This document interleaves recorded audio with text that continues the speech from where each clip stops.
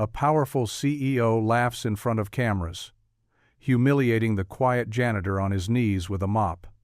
The whole office watches in shock as the insult rings out. "You'll die cleaning toilets."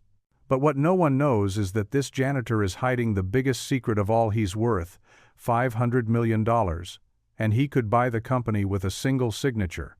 As the video goes viral and the company spirals toward collapse, a storm of secrets, betrayals, and second chances erupts.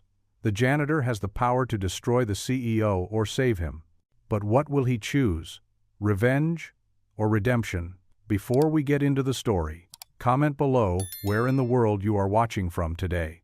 The sunrise hadn't yet touched the windows of Radiant Labs when Manny Rivera pulled into his usual parking spot. The concrete was still damp from last night's rain, and the early morning air felt crisp against his face as he stepped out of his well-maintained but modest sedan. He adjusted his navy blue work uniform, making sure his name tag sat straight, then grabbed his lunch bag, the same brown paper one he'd been using for years. The sound of his work boots echoed through the empty parking garage as he made his way to the service entrance. Inside, the fluorescent lights hummed quietly overhead. Manny pulled out his keycard and headed to the janitor's closet, his movements practiced and efficient after years of the same routine. The familiar smell of cleaning supplies greeted him as he began setting up his cart for the day. "Buenos dias, Manny," Marisol's warm voice carried from down the hallway. She appeared around the corner, already wearing her work gloves and pushing her own cart. "Buenos dias, Marisol." Manny smiled, his eyes crinkling at the corners. "How are the kids?" "Miguel got an A on his science project," Marisol beamed with pride. "And Carmen's basketball team made it to finals." "That's wonderful news," Manny said, genuinely happy for her family's successes. He began filling his bucket with the right mix of cleaning solution, the measuring as precise as any scientist in the building would use. They split up to tackle their respective areas, Manny taking the executive floor while Marisol started with the lobby. The quiet of early morning was his favorite time, just the soft swish of his mop against the floor and his own thoughts for company. He was halfway through the executive conference room when he heard it, a strange gurgling sound coming from behind the wall. Manny paused, his decades of experience telling him something wasn't right. He moved closer to investigate, pressing his ear against the wall. The sound grew louder, and then suddenly, crack! Water began spurting from a seam in the wall, quickly becoming a steady stream. Dios mío. Manny grabbed his radio. "Marisol, water leak on executive floor. Bring all available towels." He could already hear her quick footsteps rushing toward the elevator as he ran to shut off the nearest water valve. The water was spreading fast across the expensive hardwood floors, seeping under doors and into the hallway. Marisol burst out of the elevator moments later, arms full of towels and emergency supplies. Together, they worked quickly to contain the spreading water, getting down on their hands and knees to soak up the mess. "The product demo," Marisol whispered urgently as she wrung out another towel. "It's scheduled for this morning." Manny nodded, working faster. The executive floor was meant to showcase Radiant Labs' latest tech innovations to potential investors in less than an hour. They had to get this under control. The elevator dinged again, and this time it wasn't help arriving. Declan Royce stormed out, his expensive Italian shoes splashing through puddles. Behind him, a small film crew struggled to keep up, their cameras already rolling for what was supposed to be a triumphant PR piece about the demo. "What the hell is this?" Declan's voice boomed through the hallway. His face was flushed red with anger, and his perfectly tailored suit seemed to bristle with his fury. Manny looked up calmly from where he knelt. "Burst pipe, sir. We're containing it now." "Containing it?" Declan gestured wildly at the wet floor. "I have investors arriving in 45 minutes. This is completely unacceptable." Marisol opened her mouth to explain, but Declan cut her off with a sharp wave of his hand. The cameras continued rolling as he paced, his shoes leaving wet tracks across the floor. Manny had just dried. "This is what I get for hiring." Declan's voice dripped with disdain as he looked down at them both, his eyes fixed on Manny, who continued working steadily despite the verbal assault. "You know what? This is exactly where you belong, on your knees, cleaning up messes. This is all you'll ever be." Manny absorbed the words without reaction, his movements never faltering as he wrung out another towel. In the background, a young intern named Tiana stood partially hidden behind a column, her phone discreetly raised and recording. Declan's anger seemed to grow with Manny's calm dignity. He stepped closer, purposefully knocking over Manny's carefully arranged cleaning supplies with his foot. "You'll die cleaning toilets," he sneered, making sure the words carried clearly through the hallway. "That's all you're good for." The silence that followed was heavy, broken only by the sound of water being wrung from towels and the quiet whir of camera equipment. Manny simply reached for another towel, his movements steady and purposeful. "Work is work, sir," he said quietly, continuing to mop. His voice carried no anger, no resentment, just simple dignity. Declan stood there for a moment longer, clearly thrown off by Manny's lack of reaction. Then he turned sharply on his heel, barking orders at his assistant about rescheduling the demo as he stalked back toward his office. Behind her column, Tiana's fingers trembled slightly as she stopped the recording, her eyes wide with disbelief at what she'd just witnessed. But neither Manny nor Marisol noticed her there. They were too busy finishing their work, their hands steady and their heads held high as they restored order to the chaos around them. The morning sun was finally streaming through the windows now, catching the remaining water droplets and making them sparkle like diamonds on the floor. Manny and Marisol worked in companionable silence, their dignity intact, despite everything that had just happened. They had a job to do, and they would do it well, regardless of who was watching or what anyone thought of them. The afternoon sun cast long shadows across the parking lot as Manny gathered his cleaning supplies. His shift had ended, and his muscles ached from the morning's flood cleanup.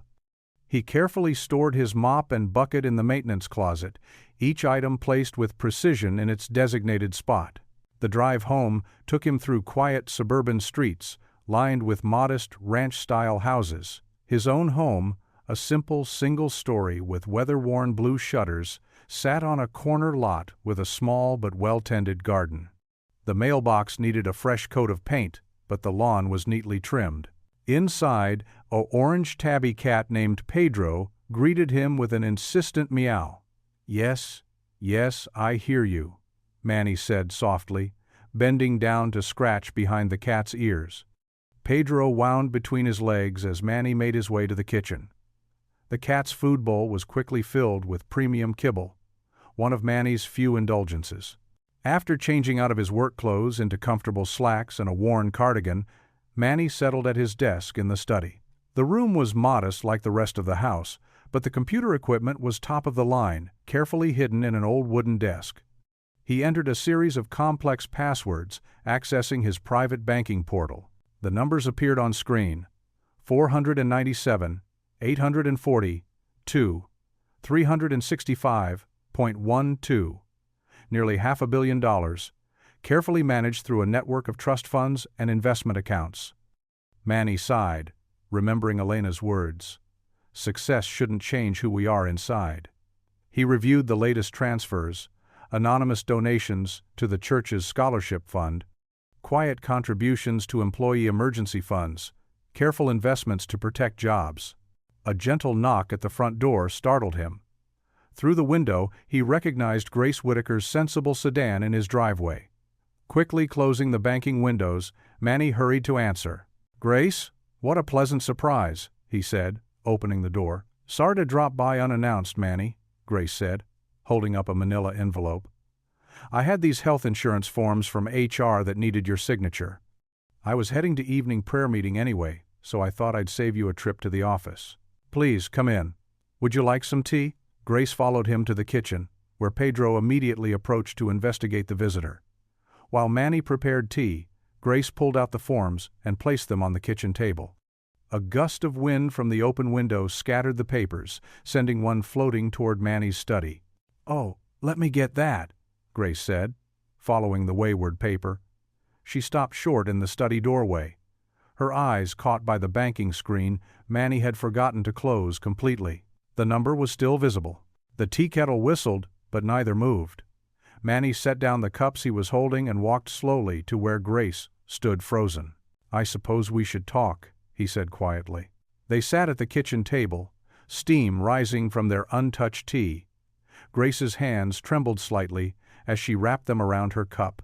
"The startup I sold," Manny explained, his voice gentle. "Sanitation technology.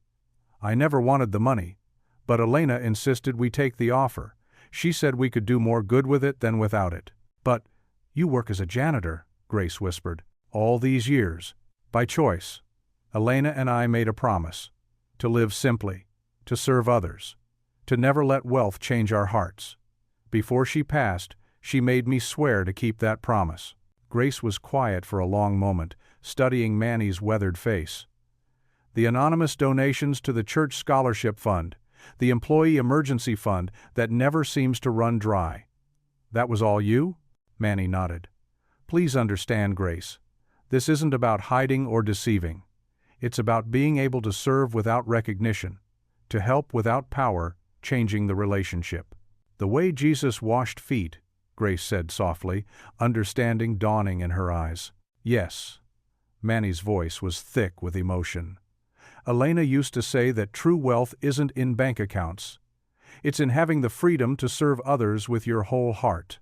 Grace reached across the table and squeezed his hand. "Your secret is safe with me, Manny. I understand now this isn't just money to you, it's a sacred trust." They moved to the small chapel room Manny had created in his spare bedroom. A simple wooden cross hung on the wall, and a well-worn Bible lay open on a small table. Together, they knelt. "Lord," Manny prayed, his voice barely above a whisper, "grant me the wisdom to use these resources for your glory, and the humility to remember that all gifts come from you. Help me to serve others as you served us." Grace's quiet amen joined his, and for a moment they remained in peaceful silence, the late afternoon sun casting gentle shadows through the chapel's small window. Morning light filtered through the floor-to-ceiling windows of Radiant Labs' executive boardroom. Evelyn Cho sat perfectly straight in her leather chair, a stack of financial reports spread before her. Her fingers, adorned with a simple wedding band, tapped steadily on the polished mahogany table. The door burst open as Declan Royce strode in, his designer suit immaculate and his presence filling the room. "Morning, Evelyn. Let's make this quick. I've got the product team waiting." "Sit down, Declan." Evelyn's tone left no room for argument. "We need to discuss the quarterly projections." Declan's jaw tightened, but he took a seat across from her. Outside the boardroom, Manny quietly pushed his supply cart down the hallway, making his morning rounds. Through the partially open door, voices drifted out. "Our cash reserves are dangerously low," Evelyn said, sliding a spreadsheet across the table. "The development delays on the new platform have eaten through our buffer." "That's impossible," Declan scoffed. "We just closed 3 major contracts last month. Those payments are delayed until delivery." Evelyn's voice remained steady. "And our overhead costs have increased by 30% since January." Manny paused near the doorway, carefully arranging supplies on his cart. His movements were deliberate, silent. "Fine." Declan leaned back, running a hand through his perfectly styled hair. "We'll cut costs. Start with non-essential personnel." "Meaning?" "Maintenance, custodial, cafeteria staff." Declan waved his hand dismissively. "We can contract those services for half the cost. It's simple business." Evelyn's eyes narrowed. "Those people have families, Declan. Some have been with Radiant for years. And I'm trying to ensure Radiant survives for years to come." Declan's voice hardened. "Unless you have a better solution, we could reduce executive bonuses." "Absolutely not." Declan stood abruptly. "Those bonuses are contractual. Draft the reduction plan by end of week. Start with the cleaning crew." Outside, Manny's weathered hands stilled on his cart. His face remained calm, but his eyes reflected deep thought as he quietly continued down the hallway. The day passed in its usual rhythm of mops, buckets, and polite nods. As evening settled over the city, Manny sat in his modest home office, his cat Luna purring on his lap. The room was simple, just a desk, a computer, and walls, lined with books on business and philosophy. He opened his laptop and logged into his private banking portal. The number that appeared would have shocked anyone who knew him as just the company janitor. 500-00. Below that, a notification blinked. Investment opportunity alert. Radiant Labs debt package available. Manny picked up his phone and dialed a number from memory. "Good evening, Marcus," Yes, it's Manuel Rivera. His voice was soft but clear. I'd like to proceed with that opportunity we discussed. The full amount. He listened carefully, scratching Luna behind the ears. Yes, through the usual blind trust arrangement. No public disclosure. The terms are acceptable. The call lasted exactly 12 minutes. When it was done, Manny had committed nearly $50 million to purchase Radiant's outstanding debt, enough to prevent any immediate layoffs. He closed his laptop and stood, causing Luna to jump down with an indignant meow. In his small bathroom, Manny changed back into his gray custodial uniform. The name tag reading Manuel was slightly faded but clean. The night shift at Radiant was quiet. Manny's footsteps echoed in the empty halls as he made his way to the executive washrooms. The same rooms he'd cleaned for years. The same toilets he'd scrubbed countless times. He knelt beside the first toilet, brush in hand, and began to clean with the same care and attention he'd shown every other night. Nothing in his movements suggested he'd just prevented the layoffs of dozens of his co-workers. Nothing indicated he was anything other than what everyone assumed. Just a janitor doing his job. The porcelain gleamed under the fluorescent lights as Manny worked, his movements precise and thorough. In the mirror above the sink, his reflection showed the same humble man who'd arrived that morning, gray uniform, gentle eyes, and careful hands that had just signed away millions to protect others. The toilet brush made soft swishing sounds against the bowl. Manny hummed quietly to himself, a Spanish hymn his mother had taught him long ago. The security guard passed by, offering a friendly wave, completely unaware that the man kneeling on the bathroom floor could have bought the entire building in cash. "Good evening, Mr. Rivera," the guard called out. "Good evening, James," Manny replied with a warm smile, then returned to his work. The bathroom needed cleaning after all, and Manny believed every job deserved his full attention, whether it was signing million-dollar deals or scrubbing toilets in the quiet of night. The morning light streamed through Radiant Labs' glass walls as employees trickled into the cafeteria for breakfast. The usual chatter of coffee orders and casual conversations was different today, quieter, more furtive. Small groups huddled over their phones, heads bent close together. Manny pushed his cleaning cart past the tables, nodding good morning to familiar faces. He noticed how some quickly looked away, while others gave him sympathetic glances. His mop made soft swishing sounds against the polished floor as phones kept buzzing with notifications. "Did you see it?" a young programmer whispered to her colleague. "I can't believe he said that to Mr. Rivera." "It's everywhere," another replied. "My sister in Ohio just texted me about it." Tiana sat alone in the corner, hands wrapped around an untouched cup of coffee. Her face was pale, and she kept checking her phone with shaking fingers. When she saw Manny, her eyes filled with tears. "Mr. Rivera, I'm so sorry," she said softly as he passed. "I didn't mean for this to happen. I couldn't stay quiet." Manny gave her a gentle smile. "No te preocupes," he said. "The truth is never wrong." The cafeteria's wall-mounted TV, usually showing financial news, suddenly switched to a familiar scene. Manny's stomach tightened as he watched himself on the screen, down on his knees with towels, while Declan Royce's voice rang out cruel and clear. "You'll die cleaning toilets!" The hashtag Radiant Shame scrolled across the bottom of the screen. The news anchor's voice was grave. The video, which has now been viewed over 2 million times, shows Radiant Labs CEO Declan Royce berating a janitor. Phones throughout the cafeteria chirped and buzzed with increasing urgency. Marketing staff huddled in corners, frantically typing on laptops. HR representatives whispered into their phones, their faces drawn with concern. 3 major clients have already called, a sales manager hissed to his team. They're expressing concerns about company culture. That's corporate speak for, "We're thinking about pulling our contracts." The elevator dinged, and Declan strode out, his expensive shoes clicking against the floor. He looked immaculate as always in his tailored suit, but his jaw was tight. Evelyn Cho hurried behind him, clutching a tablet. "It's just internet noise," Declan announced loudly, waving his hand dismissively. "Some viral nonsense that'll blow over by tomorrow. Back to work, everyone." But the whispers continued. Marisol appeared at Manny's side, her usually cheerful face worried. "Manny, mi amigo, are you okay? My daughter showed me the video this morning. Such ugly words he said to you." Manny kept mopping, his movements steady and deliberate. "Words only have the power we give them, Marisol." A group of engineers walked past, their conversation carrying clearly. "My wife's company uses Radiance software. Their CEO called this morning, wanting to know if this is how all employees are treated." The TV continued its coverage, now showing side-by-side images. Declan's sneering face next to Manny's quiet dignity as he absorbed the insult. Social media reactions scrolled past. "Disgraceful leadership. This is how they treat their workers? Time to cancel our Radiant contracts." In his office, Declan's voice rose above the murmur. "I don't care what the internet thinks. Call legal." Someone leaked internal footage, and a blank. "That's a violation of their employment contract." Tiana sank lower in her seat, but straightened her shoulders when Manny caught her eye.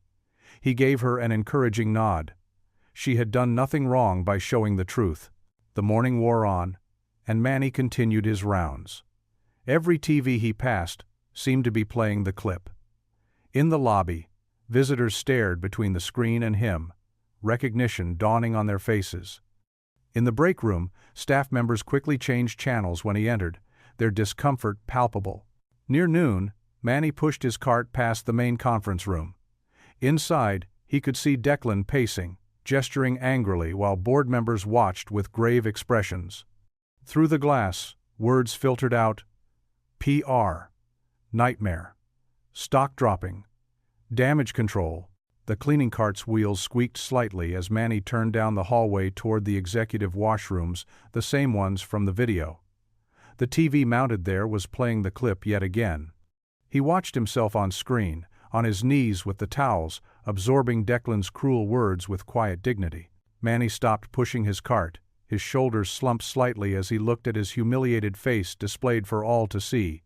The memory of that moment washed over him, the cold water soaking through his pants, the sting of those words, the weight of all the eyes watching. He sighed deeply, the sound echoing in the empty hallway. Then he straightened his uniform, gripped the handle of his mop, and got back to work. There were floors to clean, regardless of what played on the screens above. The afternoon sun cast long shadows through the Venetian blinds in Evelyn Cho's corner office. She stood by the window, her shoulders tense as she watched Declan pace back and forth across her Persian rug.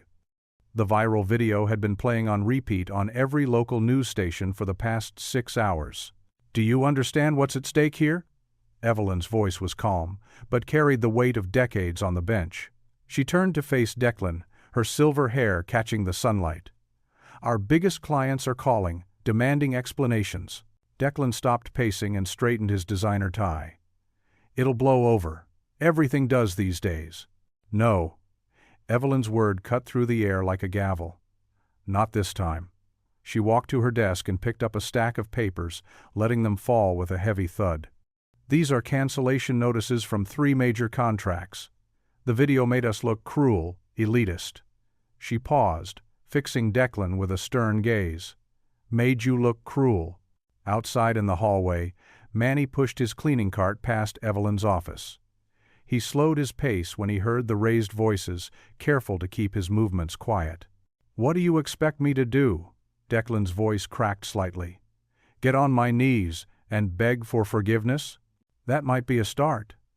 Evelyn sat down heavily in her leather chair. "But we need more than apologies now. We need stability." She rubbed her temples. "The truth is, Declan, we're in trouble. Deep trouble. The only thing keeping us afloat is our anonymous anchor investor." Manny's hand stilled on the mop handle.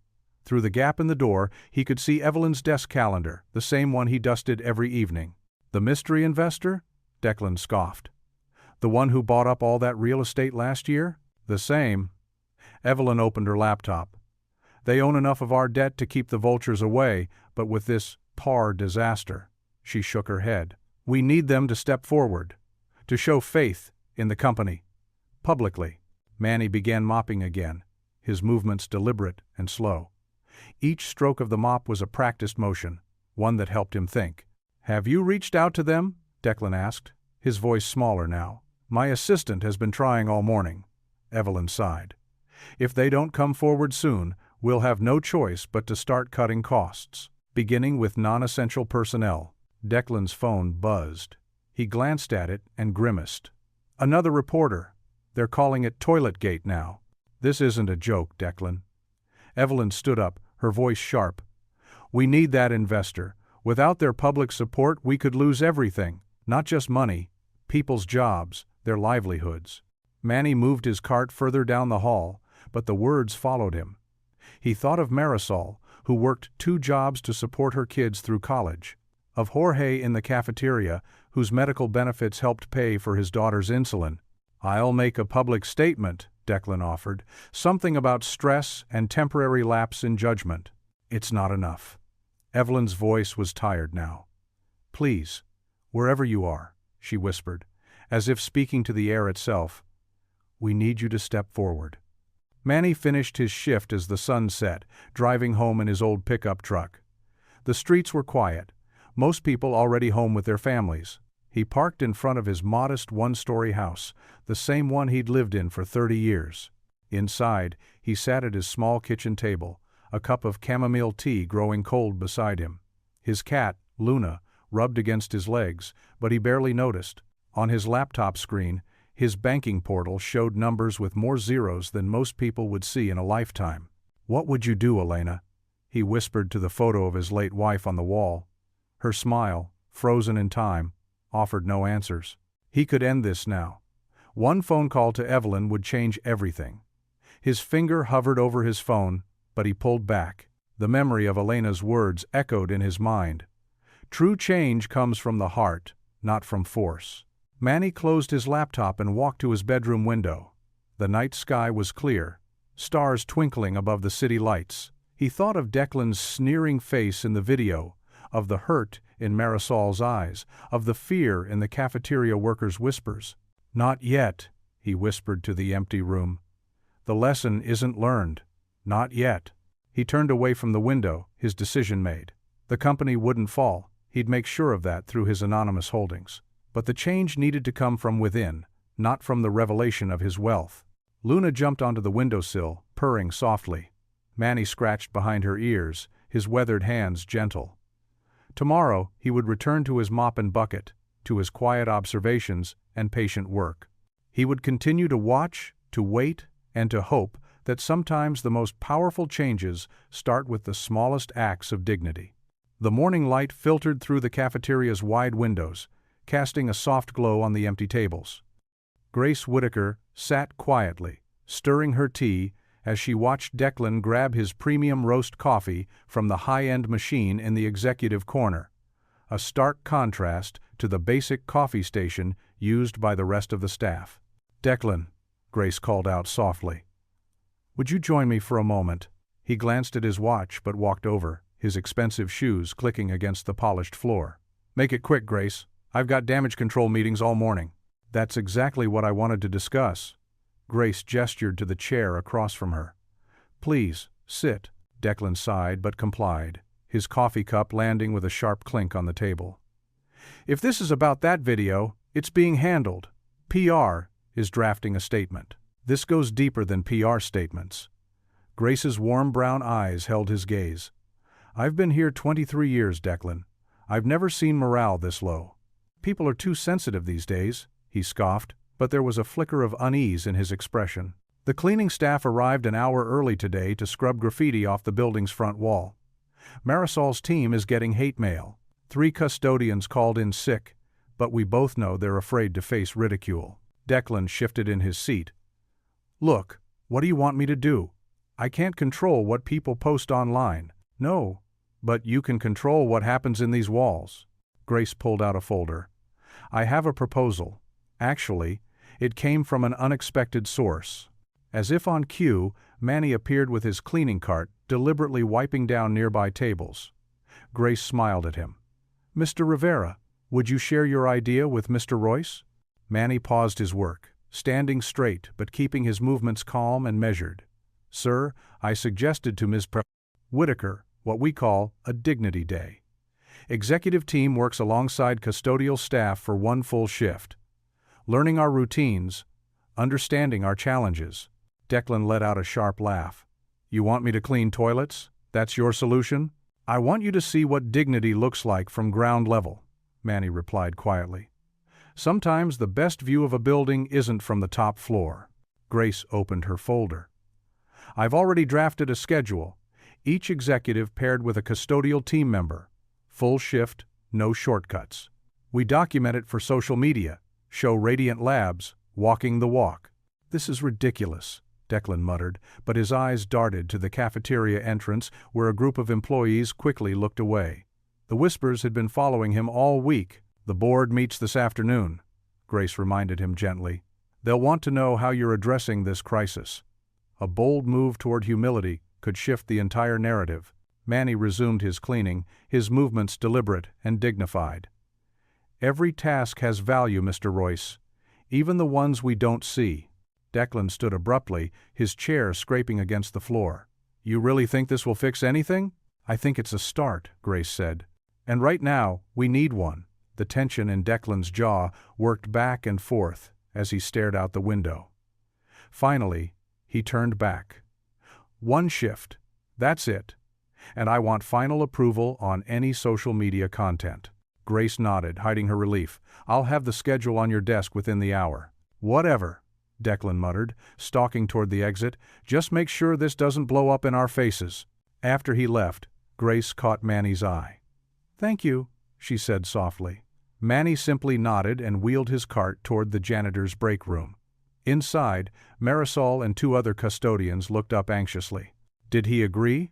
Marisol asked, her hands clasped tightly around her coffee cup. He did, Manny confirmed, his gentle smile reaching his eyes. Hope grows in small steps. The evening sun cast long shadows across the worn brick facade of the Veterans Community Center. Manny pulled his faded pickup truck into the crowded parking lot, carefully maneuvering between a sleek sports car and an old minivan, a telling mix of visitors tonight. Inside, the community room buzzed with energy. Folding chairs formed neat rows, and a simple podium stood at the front. Photos of service members lined the walls, their faces spanning decades of American military history. The smell of coffee and donated pastries filled the air. Luis Rivera, Manny's godson, worked the room with natural ease. His military bearing showed in his straight posture, but his warm smile and firm handshakes put everyone at ease. He wore a plain blue button-down with his center's logo, Veterans Forward, embroidered on the chest. Padrino, Luis called out, weaving through the crowd to embrace Manny. You made it! Wouldn't miss it, Joe. Manny's eyes crinkled with pride. Full house tonight. Yeah, we've got some special guests coming.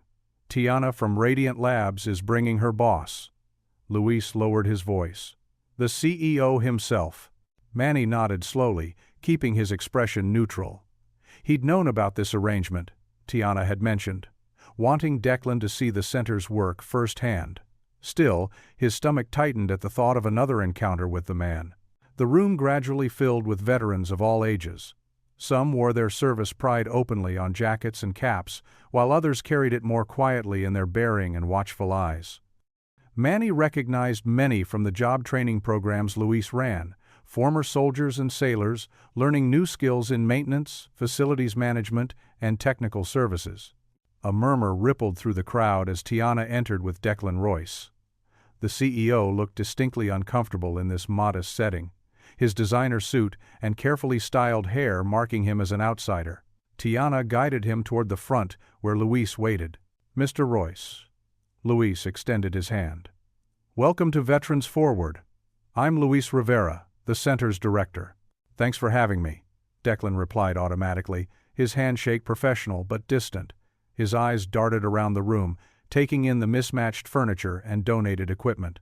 Please, join us. Luis gestured to two empty chairs in the front row. We're about to hear from some of our program participants.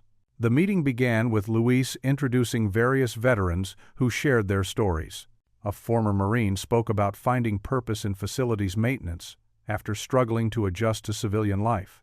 An Army veteran described how the center's training program helped her land a supervisor position at a local hospital. The skills we learned in service, attention to detail, dedication to excellence, leading by example, they translate perfectly to these roles. One speaker explained, "We just need the chance to prove it." Manny watched Declan's face throughout the presentations. The CEO's usual mask of polished indifference showed cracks as the stories continued. When a young veteran described how custodial work had given him structure and dignity after a difficult transition home, Declan's expression softened noticeably. Luis took the podium again. At Veterans Forward, we believe every job has value, and every worker deserves respect. Our participants aren't just learning trades, they're rebuilding lives and serving their communities in new ways. Tiana nudged Declan gently, and he stood to address the room. "I appreciate you sharing your stories," he began stiffly. "Radiant Labs is always looking for dedicated workers. Perhaps we can discuss some opportunities." A spark of hope flickered in several faces, but Manny noticed how Declan's corporate facade quickly reasserted itself, his momentary connection fading into professional distance. As the formal presentation ended, veterans clustered in small groups, sharing coffee and conversation. Luis approached Declan with several program graduates, each ready to discuss their qualifications. Manny stood back, watching the interactions while helping to clear away empty coffee cups. "Sir," one veteran called to Declan, "I've got 5 years of experience in industrial cleaning systems. I'd love to tell you about my certifications." Declan listened, but his responses became increasingly brief and formal. The vulnerability he'd shown during the presentations disappeared beneath his usual polished exterior. When Luis tried to discuss specific job placement opportunities, Declan deflected with vague promises to have HR review applications. Finally, Declan checked his watch and made his excuses. He shook Luis's hand firmly but mechanically. "Thank you for the invitation. Very enlightening evening." As he turned to leave, his eyes briefly met Manny's across the room. For a split second, something like recognition, or perhaps shame, flashed across his face. But then he looked away quickly, striding toward the exit without acknowledging the janitor he saw every day at work. Manny gathered empty plates, watching Declan's retreat. Though the CEO had maintained his dignified facade, the evening had revealed hairline fractures in his carefully constructed walls. The stories of service, sacrifice, and humble pride had touched something in him, however briefly. Luis appeared at Manny's side, helping with the cleanup. "Well, that was interesting," he said quietly. "Every crack lets in a little light, Hi Joe," Manny replied, stacking chairs with the same care he brought to all his work. "Every crack lets in a little light." The fluorescent lights hummed overhead in Radiant Labs' main conference room as employees filed in for the monthly safety meeting. Manny took his usual spot near the back, clipboard ready, his clean uniform pressed despite his early morning shift. Around him, executives in tailored suits mingled with lab techs in white coats and maintenance staff in their work clothes. Mr. Thompson, the visiting client from Pioneer Industries, stood at the front beside Declan, both men radiating corporate authority in their matching navy suits. The room quieted as Declan cleared his throat. "Today we're discussing updated safety protocols for our new biotech processing units," Declan announced. "Mr. Thompson here has valuable insights from similar implementations." Thompson nodded, clicking through his presentation. Graphs and charts flashed on the screen as he detailed accident rates and prevention measures. When he opened the floor for questions, several hands rose. "Yes? The gentleman in the back?" Thompson pointed to Manny. "Sir, regarding the new sanitation requirements," Manny began, his voice clear and measured. "Have you considered—" Thompson's patronizing smile cut him off. "Perhaps someone from management could address this. I'm sure the cleaning staff means well, but these technical specifications—" An uncomfortable ripple passed through the room. Declan shifted his weight, glancing between Thompson and Manny, but remained silent. Manny stood slowly, his dignified posture drawing all eyes. "Mr. Thompson, with respect, I've overseen sanitation systems in 5 facilities, including 2 military installations. The current specs show a blind spot in the maintenance access points that could compromise worker safety. He stepped forward, pointing to specific diagrams with quiet confidence. If we adjust the cleaning schedule and add these safety checks here and here, we can prevent chemical buildup without disrupting the production flow. Thompson blinked, his condescending smile fading as Manny walked him through the detailed analysis. Several department heads nodded in agreement. Furthermore, Manny continued, our custodial team has developed a tracking system for monitoring these issues.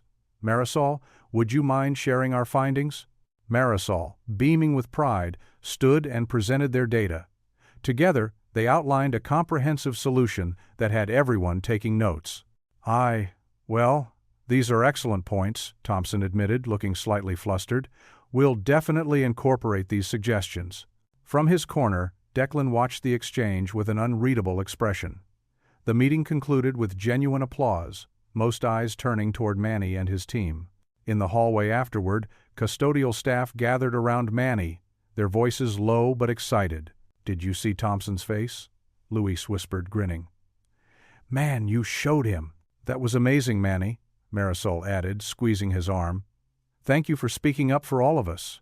Manny shook his head humbly. We're all part of the same team.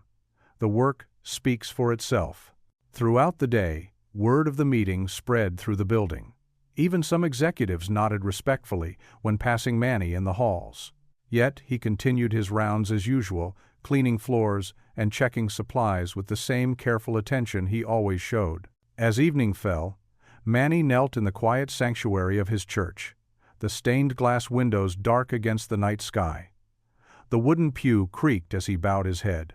Thank you, Lord, for giving me courage when needed, he whispered. Help me use it wisely, to lift others up. In her office across town, Grace sat at her desk, lamplight pooling on scattered papers. Her fingers moved steadily across the keyboard as she refined the servant leadership charter she'd been crafting. The document detailed principles of respect, dignity, and mutual support, values she'd watched Manny embody daily. She paused at one section, thinking of that morning's meeting. Below leadership at all levels, she added. True authority comes not from position, but from wisdom, experience, and service to others. The words felt right, echoing the quiet strength she'd witnessed. With a satisfied nod, Grace saved the draft, knowing tomorrow would bring new challenges. But for now, in two different places, both she and Manny worked in peaceful certainty, each doing their part to build something better. The morning sun filtered through Radiant Labs' glass lobby, casting long shadows across the polished floors. Camera crews jostled for position as executives in pressed suits awkwardly pulled on yellow rubber gloves. The air buzzed with nervous energy and whispered conversations. Manny stood quietly by the supply cart, showing a group of vice presidents how to properly grip a mop. Like this, he demonstrated, his movements smooth and practiced. Let the weight of the mop head do the work. Declan hung back, arms crossed, his own pair of rubber gloves still in their package. He watched as marketing directors and financial officers fumbled with spray bottles and paper towels. The sight of his leadership team in custodial gear made his jaw clench. Mr. Royce? Grace appeared at his side, clipboard in hand. We're ready for your group to start in the executive washrooms. This is ridiculous, he muttered. But the cameras swung his way. With stiff movements, he tore open the glove package. Manny waited by the elevator, holding the door as Declan and two board members stepped in. The ride to the top floor was silent except for the squeaking of the cleaning cart's wheels. In the executive bathroom, the marble counters gleamed under recessed lighting. Manny efficiently distributed supplies. Toilet brush, cleaner, paper towels. We'll start with the basics, he said calmly. Every surface needs attention. Declan stared at the toilet brush in his hand like it might bite him. The cameras crowded the doorway, recording every moment. Here, Manny demonstrated, kneeling beside the first stall. Circular motions work best. His movements were precise, thorough. Nothing beneath us in keeping things clean. With the cameras rolling, Declan had no choice. He knelt on the tile floor, grimacing as he began to scrub. His technique was rough, splashing water onto his sleeve. Gentle? Manny corrected softly. Like you're polishing something precious. It's a toilet, Declan snapped. It's a service, Manny replied. To everyone who uses this space. That makes it important. For the next hour, they worked side by side. Declan's movements gradually became less jerky, more focused. Sweat dampened his collar. The cameras captured every moment, the CEO of Radiant Labs on his knees, learning from the janitor he'd mocked. During a quiet moment, as they wiped down mirrors, Manny spoke just loud enough for Declan to hear. Leadership starts low, Mr. Royce. The best leaders I've known weren't afraid to get their hands dirty. Declan paused, cloth suspended mid-wipe. Their eyes met in the mirror's reflection. My father cleaned office buildings for 30 years, Manny continued. He taught me that honest work, any work that serves others, has dignity. Something flickered across Declan's face. Recognition, perhaps, or memory. He resumed wiping, but his movements were different now, more thoughtful. By mid-morning, the executive floor buzzed with activity. Marketing VPs scrubbed sinks alongside custodial staff. The CFO learned proper vacuum technique from Marisol. Laughter mixed with the sounds of spraying and scrubbing. In the main conference room, now spotless thanks to their joint efforts, the cameras gathered for Declan's statement. He stood at the head of the table, his usual confidence wavering. He began, then cleared his throat. Recent events have shown me where I've failed as a leader. His hands gripped the back of a chair. My words and actions toward our custodial staff were inexcusable. I apologize. The room held its breath. Manny stood quietly near the door, cart ready for the next task. Today has been, Declan struggled for words, educational. Every person in this building contributes to our success. Every job has value. I forgot that, or maybe I never really knew it. His voice grew stronger. Starting immediately, Radiant Labs will implement a custodian-to-career pipeline program. Any member of our custodial staff who wishes to advance within the company will receive full educational support and mentoring. Marisol gasped softly. Several of her team members wiped tears. Additionally, Declan continued, I've asked Grace Martinez to develop a servant leadership charter for the entire organization. We need to do better. I need to do better. The silence held for a moment, then scattered applause began. It grew, filling the room with a thunder of hope. Staff members hugged. Several executives shook hands with custodial workers they'd barely noticed before. Through it all, Manny stayed by his cart, a quiet smile touching his lips. He watched as Declan stepped away from the cameras to shake hands with Marisol, saw the genuine warmth in the gesture. The morning light streamed through the windows, catching the metal of Manny's cart and the tears in workers' eyes. Throughout the building, a spark of change flickered to life, small but growing, like the first rays of dawn. The fluorescent lights of the break room cast a warm glow over stacks of pizza boxes and bottles of soda lined up on folding tables. The normally sparse space had been transformed into an impromptu celebration venue, with paper plates and plastic cups scattered across every surface. The aroma of melted cheese and pepperoni filled the air as custodial staff and executives mingled awkwardly in the confined space. Declan Royce stood near the doorway, his tie loosened and sleeves rolled up, still showing traces of cleaning supplies on his expensive shirt. He shifted his weight from foot to foot, clearly out of his element among the maintenance crew he'd barely acknowledged before today. His eyes darted around the room, taking in the worn vinyl chairs and the decades-old motivational posters on the walls. Marisol handed him a paper plate with a slice of pizza. "Try it, Mr. Royce. Best pizza in town from Mario's." Her smile was genuine, if slightly cautious. "Thank you," he said, accepting the plate with uncharacteristic humility. The events of the day, scrubbing toilets, mopping floors, and emptying trash bins, had left visible cracks in his usual polished facade. Grace Whitaker worked the room like a practiced hostess, making sure everyone had enough to eat and drink. She paused beside groups of workers, touching shoulders and sharing quiet laughs. Her presence seemed to ease the tension between the two worlds that rarely intersected within Radiant's walls. Manny Rivera sat at one of the tables, surrounded by his fellow custodians. his weathered hands wrapped around a paper cup of soda as he listened intently to Luis, who was describing his plans for the veterans training program. The respect his colleagues showed him was evident in their attentive faces and frequent nods. Declan cleared his throat, tapping a plastic fork against his cup.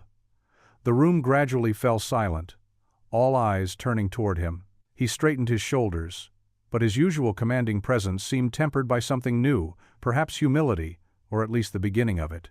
I want to thank everyone for participating in Dignity Day," he began, his voice lacking its usual sharp edge. "Today has been educational." He paused, looking down at his designer shoes, now scuffed from hours of actual labor. Grace caught his eye and gave an encouraging nod. Declan took a deep breath and continued, "Which is why I'm announcing a new initiative, the Custodian to Career Pipeline Program." He gestured toward Manny and Grace. "These two individuals helped me understand something important today. Every role in this company matters. Every person matters." A ripple of surprise moved through the room.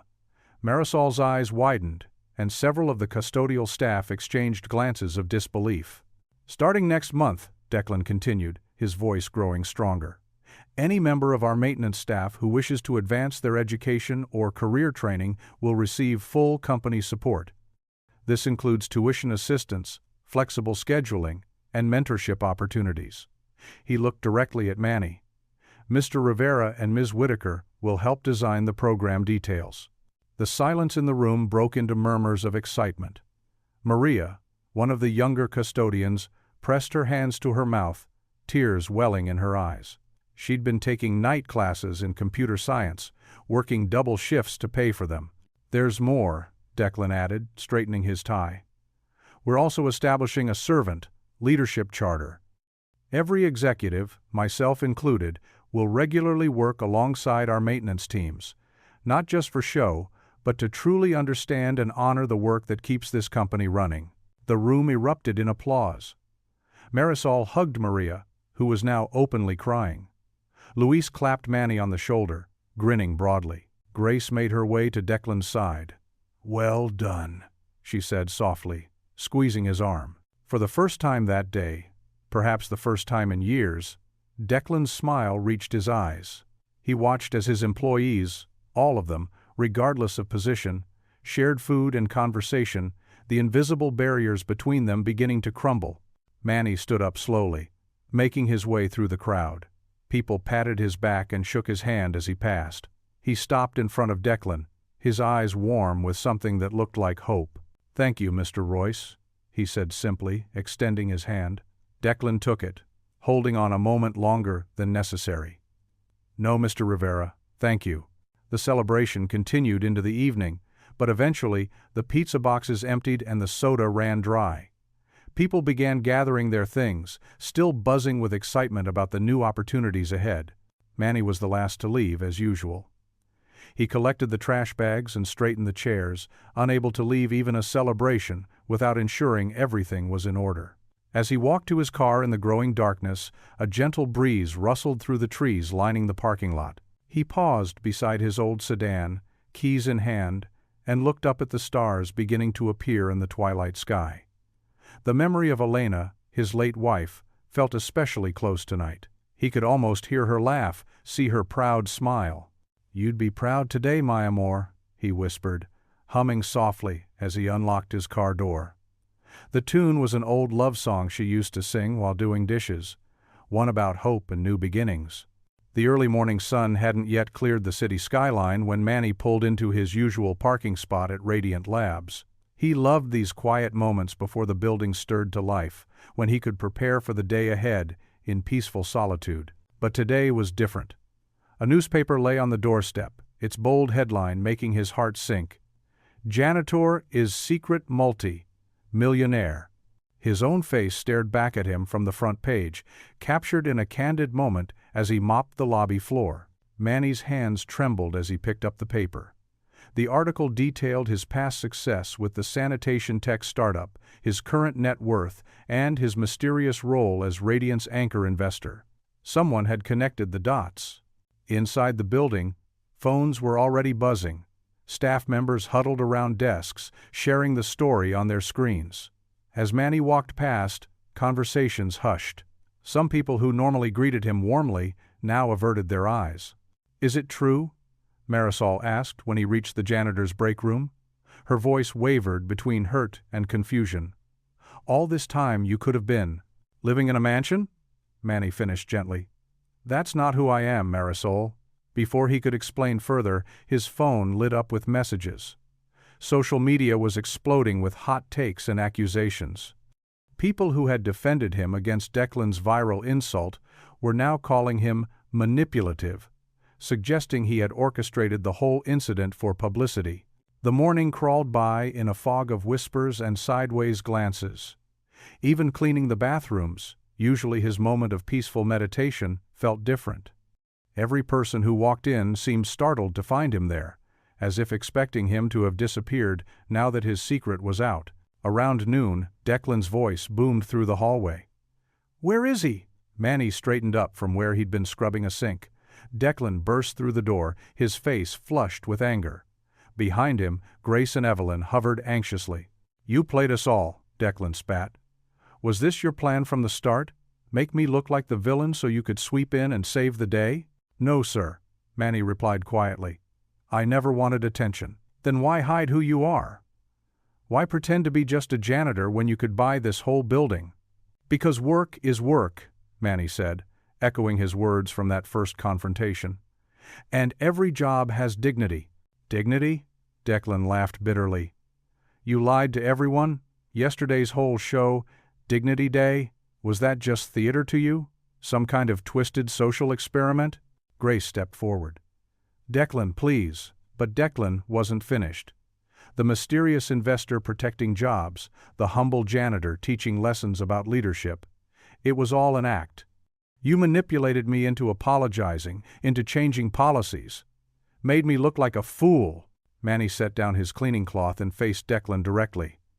"I chose this work to honor my wife's memory, to stay grounded. The money, it never changed who I am inside." "Save it," Declan snapped. "The board will hear about this. All your secret deals, buying our debt, there must be regulations against this kind of deception." Through the open door, other employees had gathered, watching the confrontation unfold. Manny saw the uncertainty in their faces, the trust he'd built over years crumbling in minutes. "I understand you're angry," Manny said softly. "But everything I did was to protect people's jobs, to help this company live up to its potential. By lying? By hiding?" Declan's voice rose. "Get out. Take the rest of the day off. The board will decide what to do about this mess." Manny nodded slowly. He removed his work gloves and placed them carefully by the sink.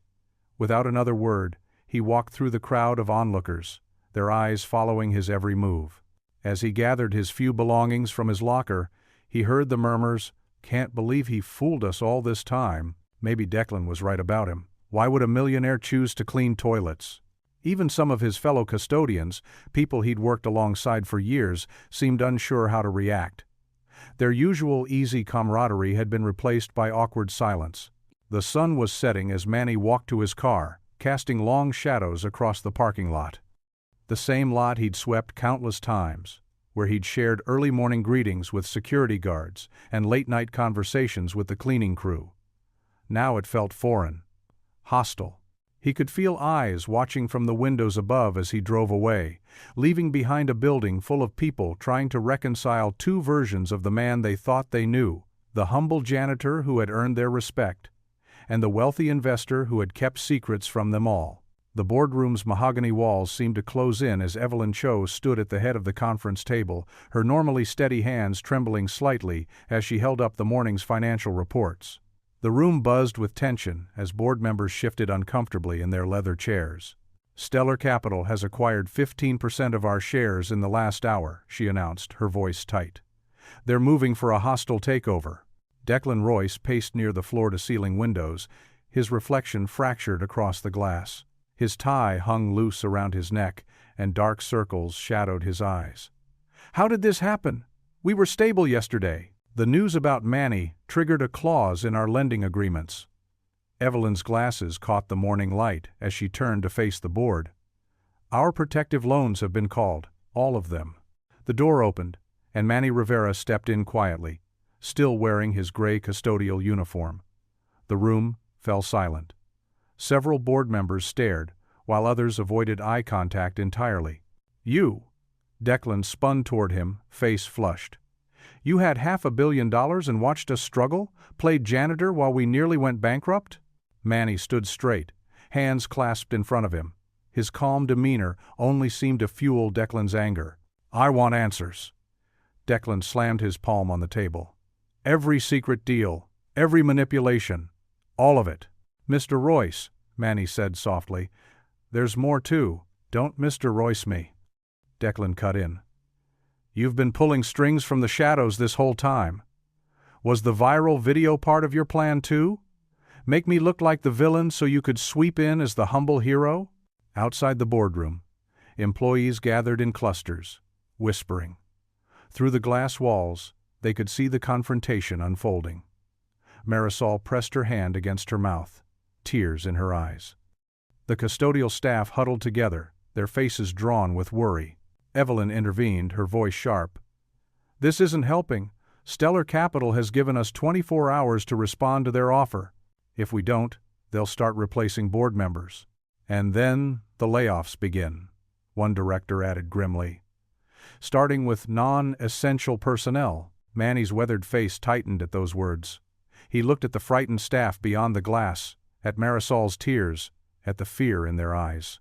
"Why won't you say anything?" Declan demanded. "You owe us an explanation." But Manny remained silent, his eyes filled with a sadness that seemed to reach beyond the current crisis. He turned and walked out of the boardroom, leaving Declan's questions unanswered. The day dragged on in a haze of emergency meetings and frantic phone calls. Rumors spread through the building like wildfire. Some employees packed their desks, certain that pink slips were coming.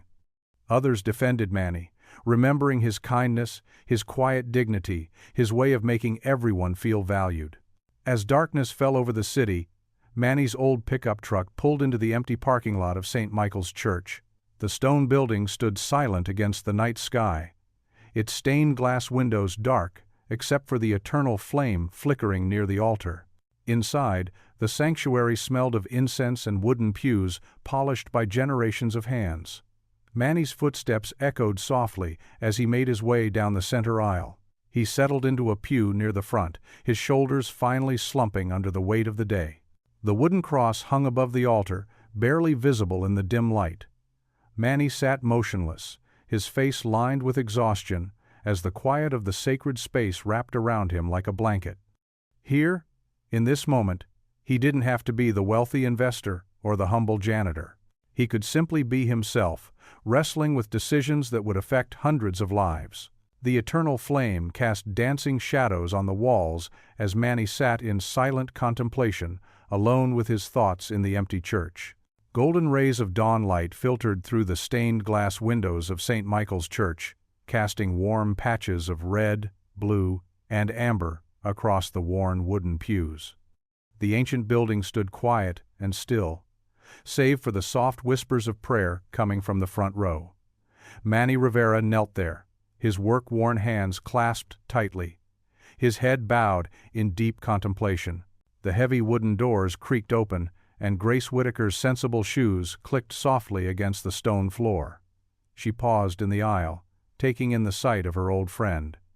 His normally straight shoulders were slumped, and his janitor's uniform looked wrinkled, as if he'd worn it all night. "I thought I might find you here," Grace said softly, sliding into the pew beside him. Manny didn't look up, but his whispered prayers fell silent. "The papers are calling it a publicity stunt. A rich man playing poor to teach the CEO a lesson." His voice cracked slightly. "They think I wanted to humiliate Declan." Grace reached out and placed her hand over his clasped ones. "We both know that's not true. Maybe I was wrong to keep it secret." Manny finally raised his head, revealing red-rimmed eyes. "The custodial staff, they trusted me. Now they think I betrayed them, that I was looking down on them all along." "Tell me something," Grace said, her voice gentle but firm. "Why did you choose to work as a janitor? Really?" Manny's gaze drifted to the altar. "Elena and I built our company from nothing. We started cleaning offices ourselves, developed better equipment, more efficient methods. When we sold it, he swallowed hard. She made me promise not to let the money change me, to remember where we came from. And you've kept that promise, Grace assured him. But at what cost? Manny gestured helplessly. The hedge fund will strip Radiant bare. Hundreds will lose their jobs. If I'd spoken up sooner? Grace was quiet for a moment, studying the morning light playing across the altar.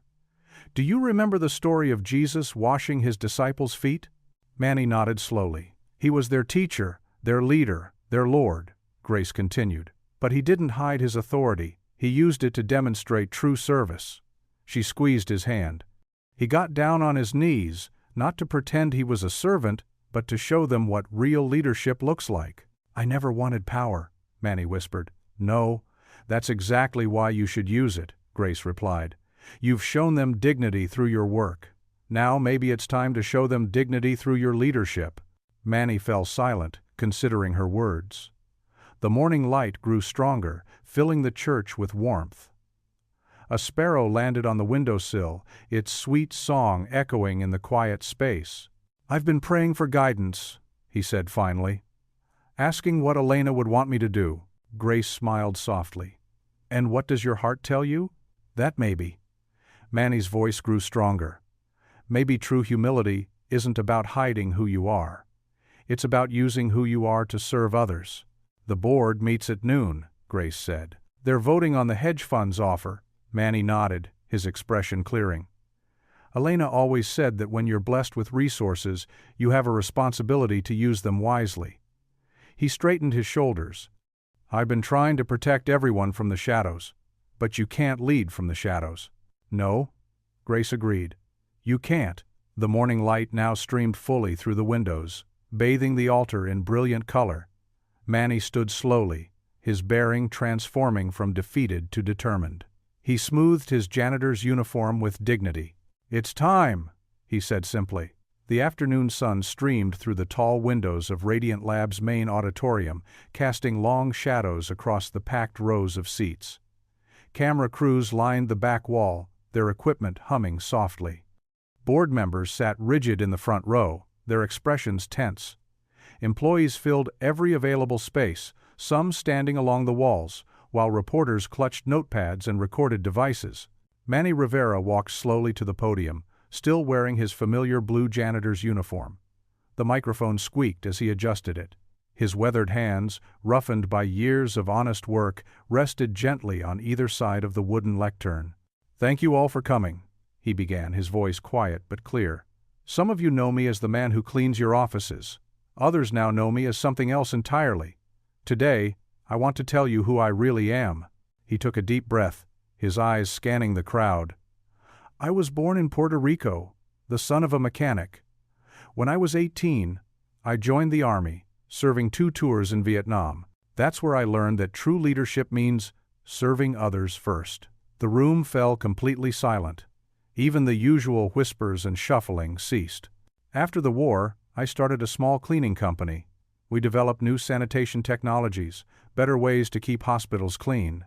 20 years ago, I sold that company for a considerable sum. Manny paused, letting the information sink in. The number you've all read about. $500 million. That's accurate. A collective gasp rippled through the audience. Evelyn leaned forward in her seat, her eyes wide. But money wasn't what drove me. My late wife Elena taught me that.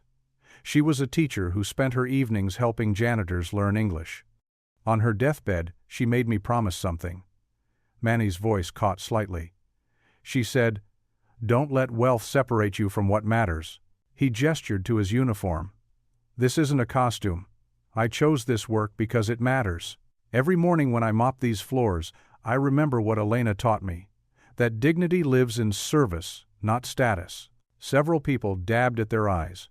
In the third row, Marisol nodded firmly, her face proud. "Yes, I bought Radiant's debt anonymously. Yes, I control significant shares through my trust. I did it to protect the most vulnerable workers here, but I kept quiet because I wanted change to come from hearts, not fear of my financial power." Manny turned slightly, looking directly at the board members. "Today, I'm offering to transfer my controlling stake to a perpetual employee trust. But there are conditions. He pulled out a document from his pocket. First, this company must adopt a constitution based on servant leadership. Second, we'll establish a veterans apprenticeship program. Third, every executive will spend time working alongside our custodial staff, not just for one day, but as an ongoing commitment. The boardroom executives shifted uncomfortably in their seats. But Grace, sitting among them, smiled encouragingly. I ask forgiveness for my secrecy, Manny continued, his voice growing stronger. I wanted to prove that respect shouldn't depend on knowing someone's bank balance.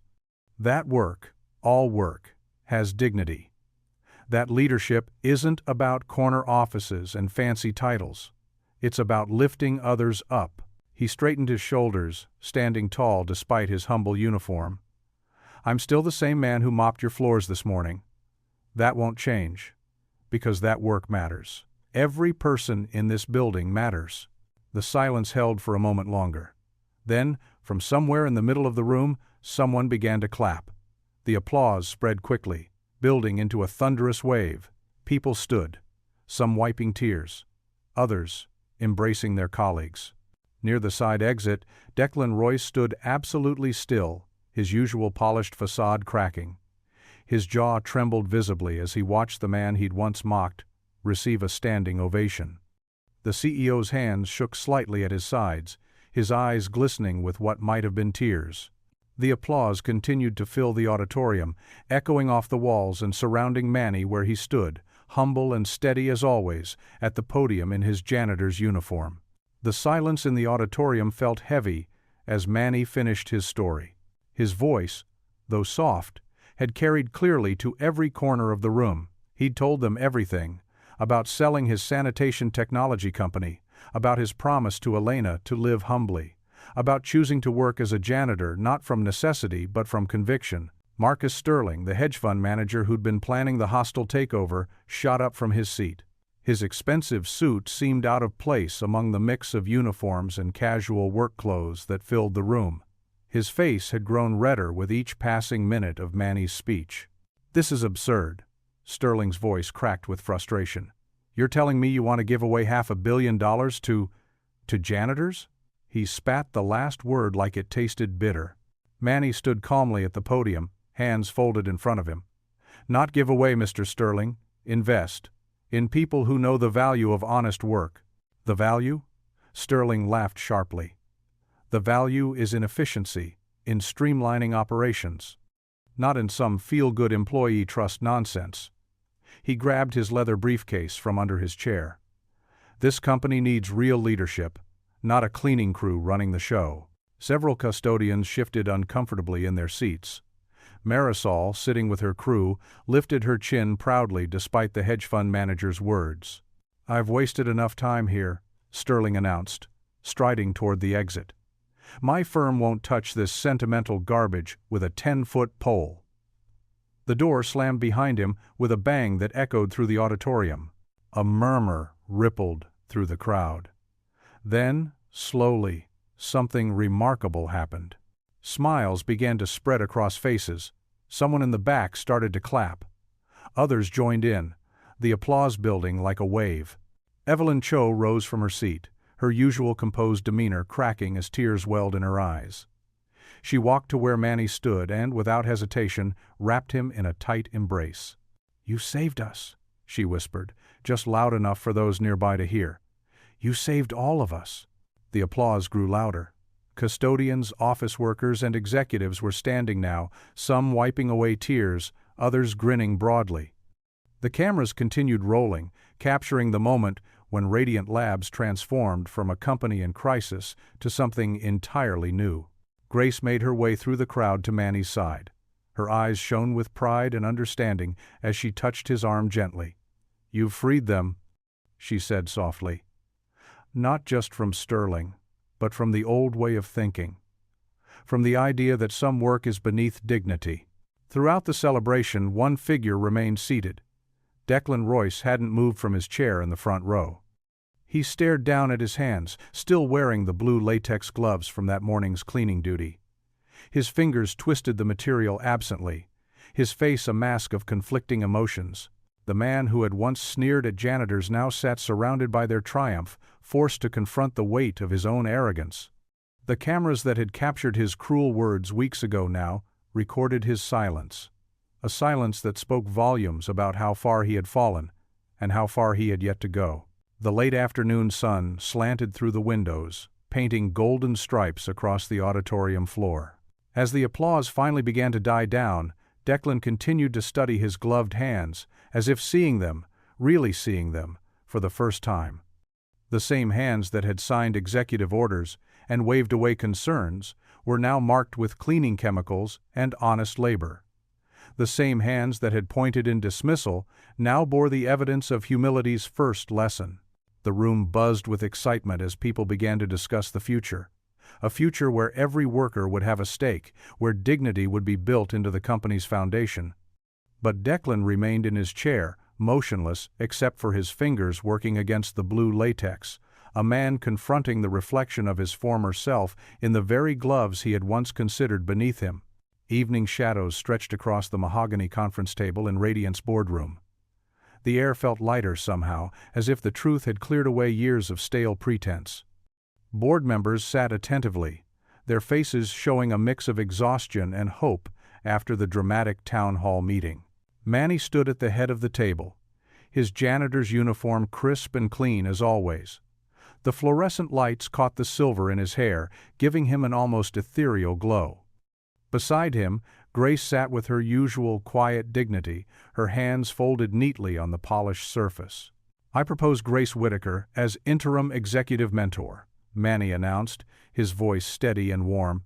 Her decades of experience in human resources, combined with her deep understanding of our people, make her the perfect guide for this transition. Grace's eyes widened slightly, but she maintained her composure. Evelyn Cho nodded approvingly from her seat, her judicial bearing unchanged despite the day's upheaval. "Additionally," Manny continued, "I recommend Judge Cho as trustee of the Employee Trust.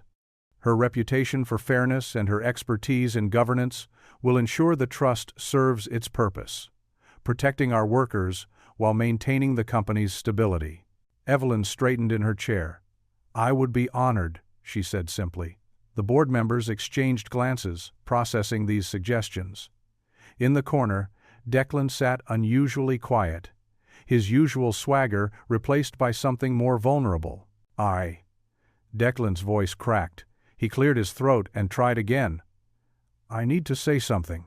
All eyes turned to him. He stood slowly, his designer suit suddenly seeming to hang awkwardly on his frame. "My father was a garbage collector," he said, the words tumbling out as if he'd held them back for years. "My mother cleaned houses.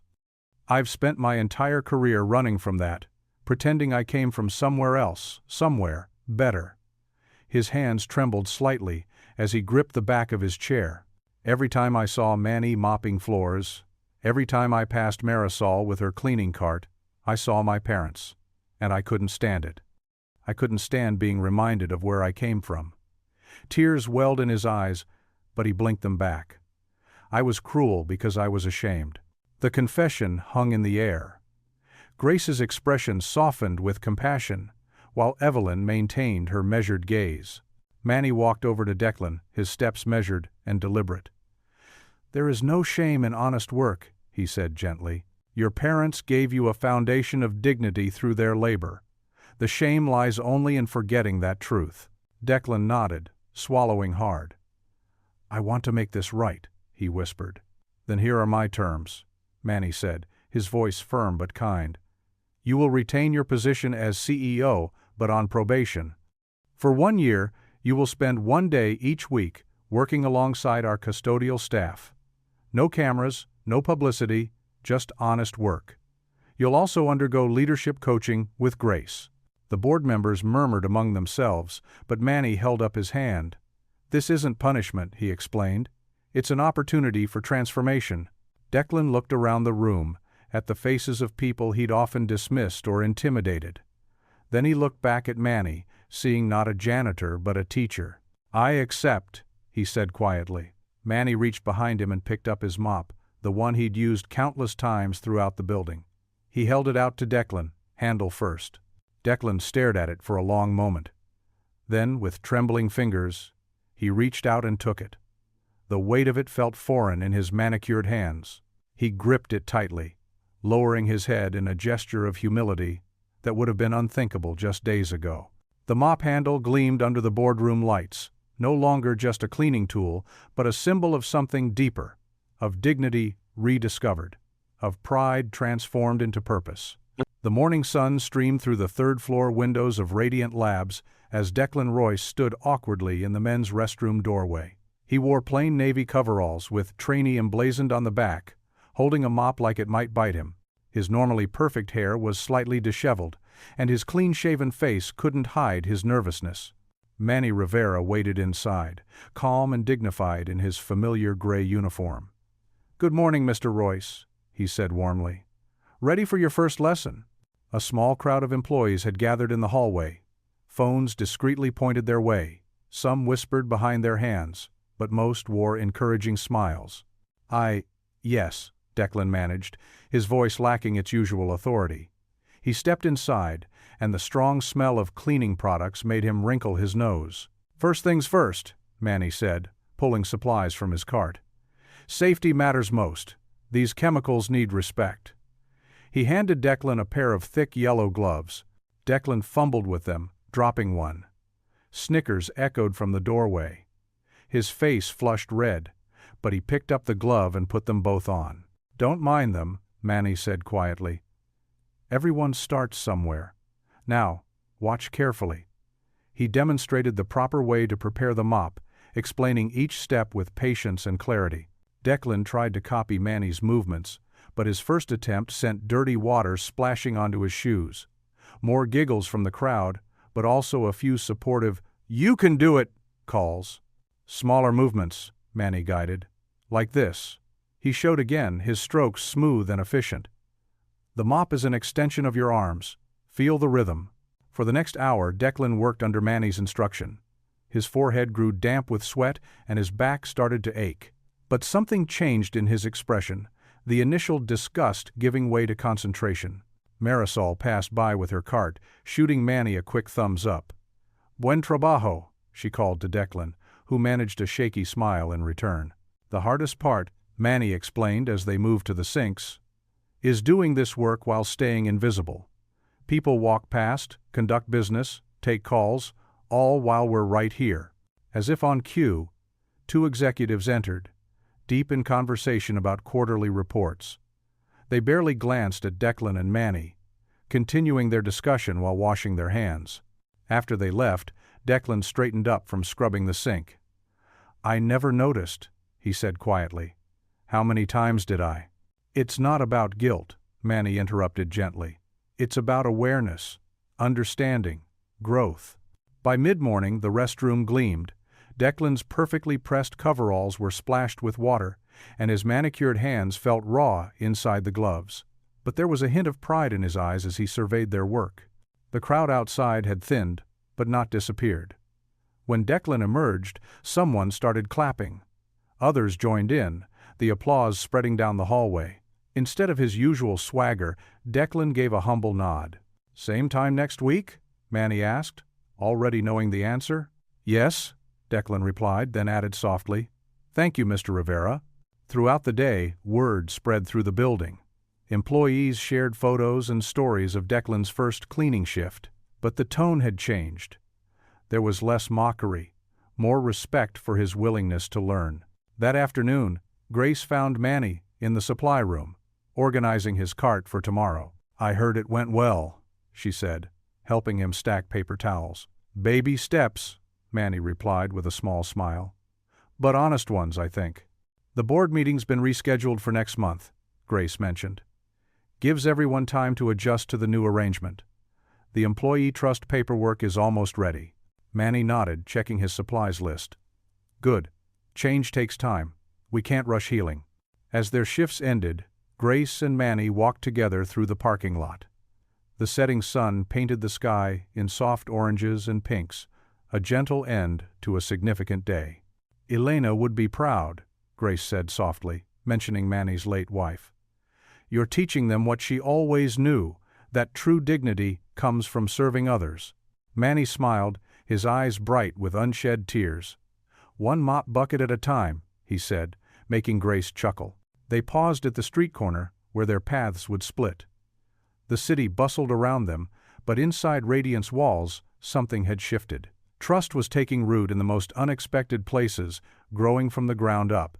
"Until tomorrow," Grace said warmly. "Until tomorrow," Manny agreed, watching her walk away with a contented smile. The grand conference room buzzed with anticipation as employees filtered in, filling every chair and lining the walls. Morning light poured through floor-to-ceiling windows, casting a warm glow over the gathered crowd. Grace Whitaker stood at the podium, her silver hair neatly styled, wearing a simple navy blazer. Her weathered hands smoothed out a large document bound in leather. "Good morning, everyone," she said, her voice carrying the same maternal warmth it had held for her 30 years at Radiant. "Today marks a new chapter in our company's story." Manny Rivera sat quietly in the back row, his custodial uniform freshly pressed. He watched as Grace lifted the leather-bound charter, its gold lettering catching the light. "Radiant Labs Servant Leadership Charter. This document," Grace continued, "represents months of work from every level of our company. From our custodial staff to our executives, each person's voice has shaped these words." She began reading the preamble. "We at Radiant Labs commit ourselves to the principle that true leadership flows from service. We recognize the dignity of all work and all workers. We pledge to build a company where every role is honored, where paths to growth are open to all, and where we measure success not just by our profits, but by how we lift each other up." Heads nodded throughout the room. In the front row, Declan shifted in his seat, his usual tailored suit replaced by business casual attire, part of the new approach he'd agreed to embrace. Grace turned the page.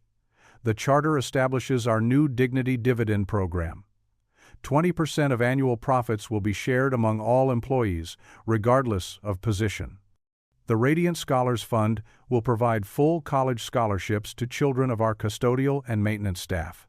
Marisol, sitting with her cleaning crew, wiped away tears. Her teenage daughter had dreams of medical school, dreams that now seemed possible.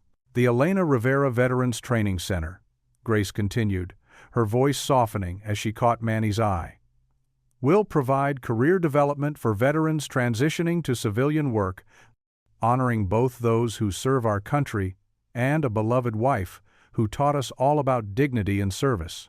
Manny closed his eyes briefly, feeling Elena's presence. She would have loved this moment, this transformation of workplace into community.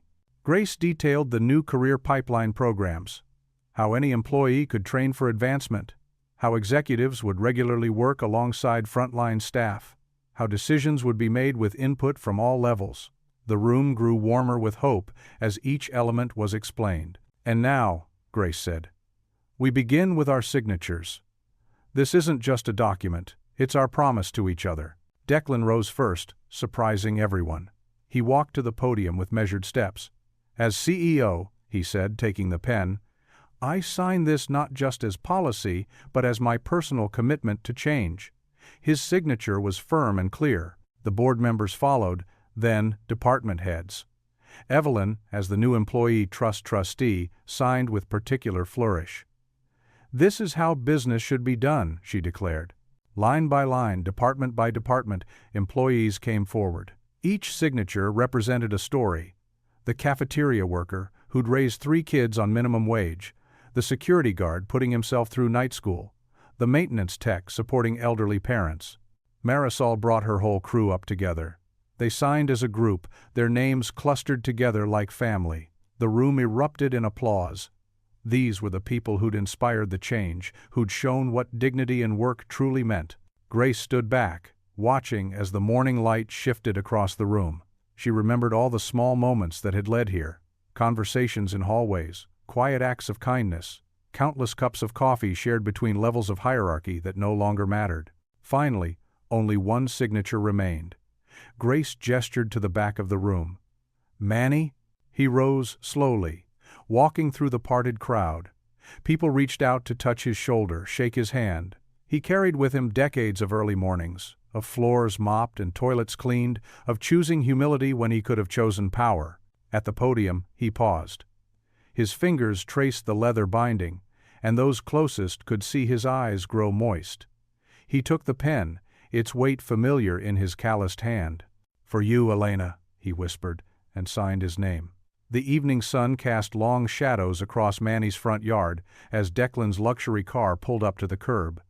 The modest single-story home, with its well-tended flower beds and American flag by the door, stood in stark contrast to Declan's usual world of penthouses and private clubs. Declan sat in his car for several minutes, hands gripping the steering wheel. Through the front window he could see the warm glow of lamps and the flicker of what looked like an old television set. His finger hovered over the car door handle, trembling slightly. Finally he stepped out into the cool evening air. Each step up the concrete path felt heavier than the last.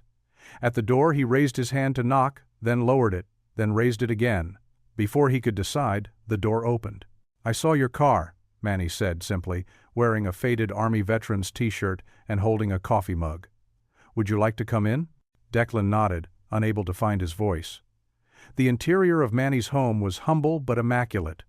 Family photos lined the walls. A fat orange cat dozed on a worn armchair.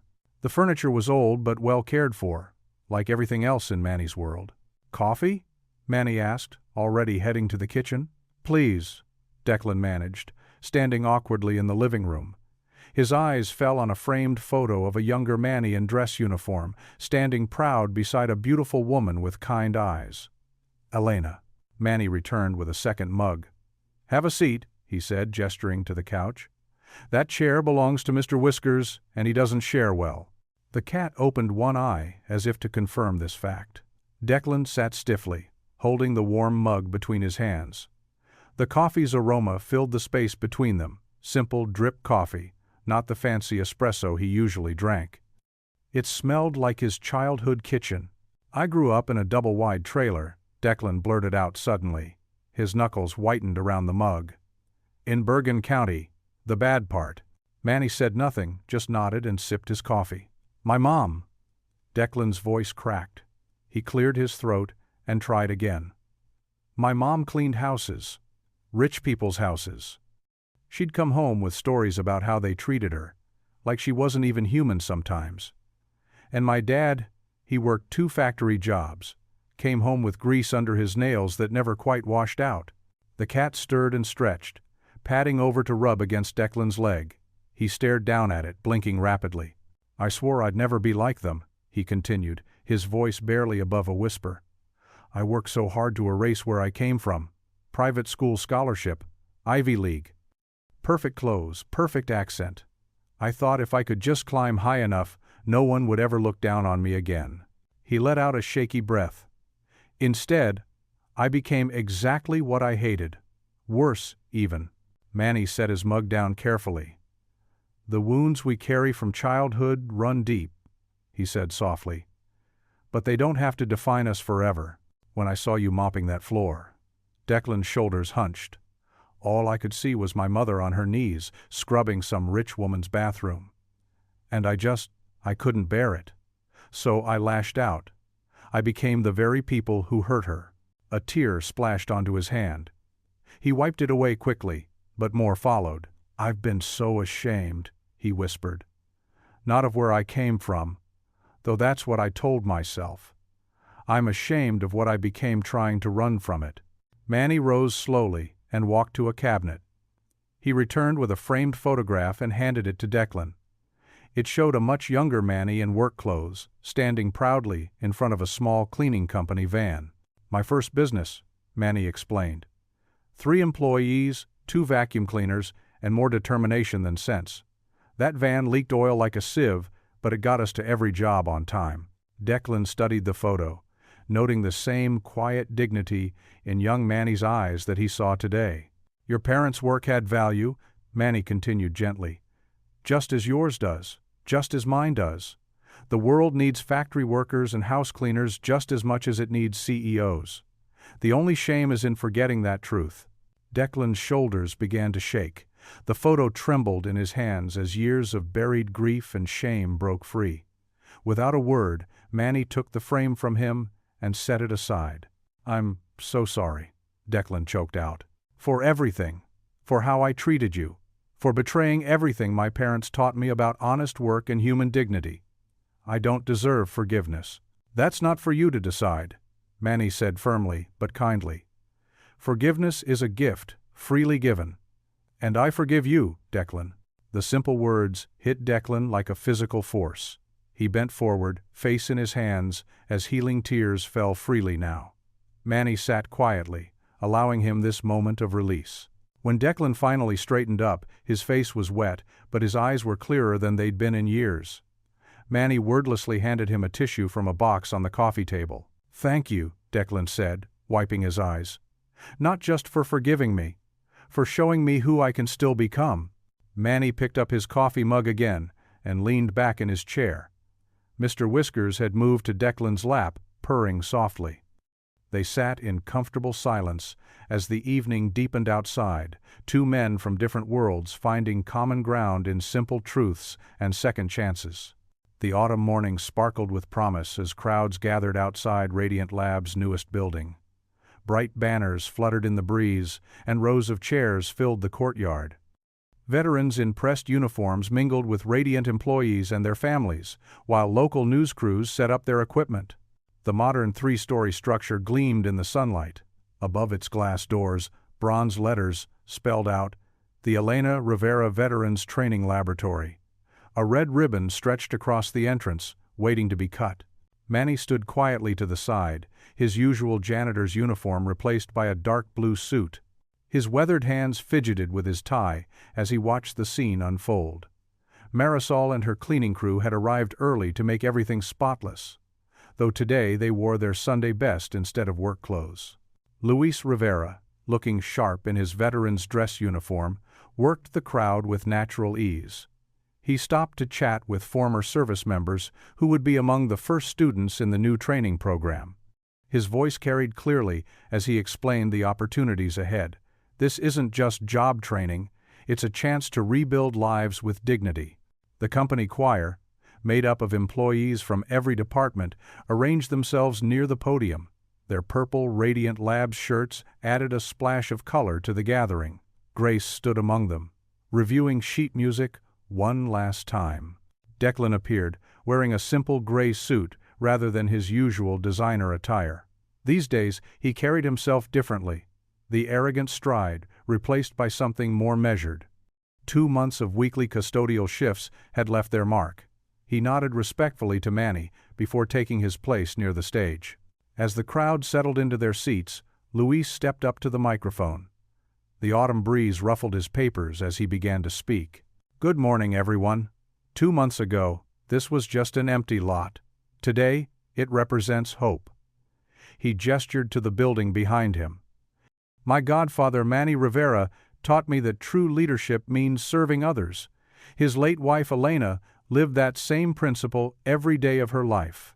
Luis's voice grew warmer as he continued. "Elena was a nurse who never turned away anyone in need. She believed everyone deserved care and respect, no matter their circumstances. When Manny and Elena first came to this country, they built something beautiful together. Not just a business, but a community." In the front row, Marisol wiped her eyes with a tissue. Other longtime employees nodded, remembering Elena's kindness. "This facility will train veterans in advanced cleaning technologies, building maintenance, and business management. But more than that, it will honor Elena's legacy by showing that every type of work has dignity, that every person has value." The choir moved into position as Luis finished his speech. Their voices rose in perfect harmony, singing "Amazing Grace."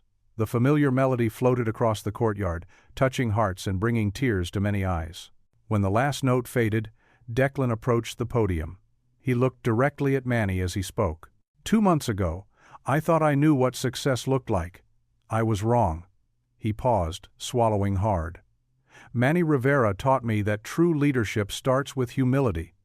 Every Thursday morning he still coaches me as I clean the executive restrooms, not because he has to, but because he believes in second chances.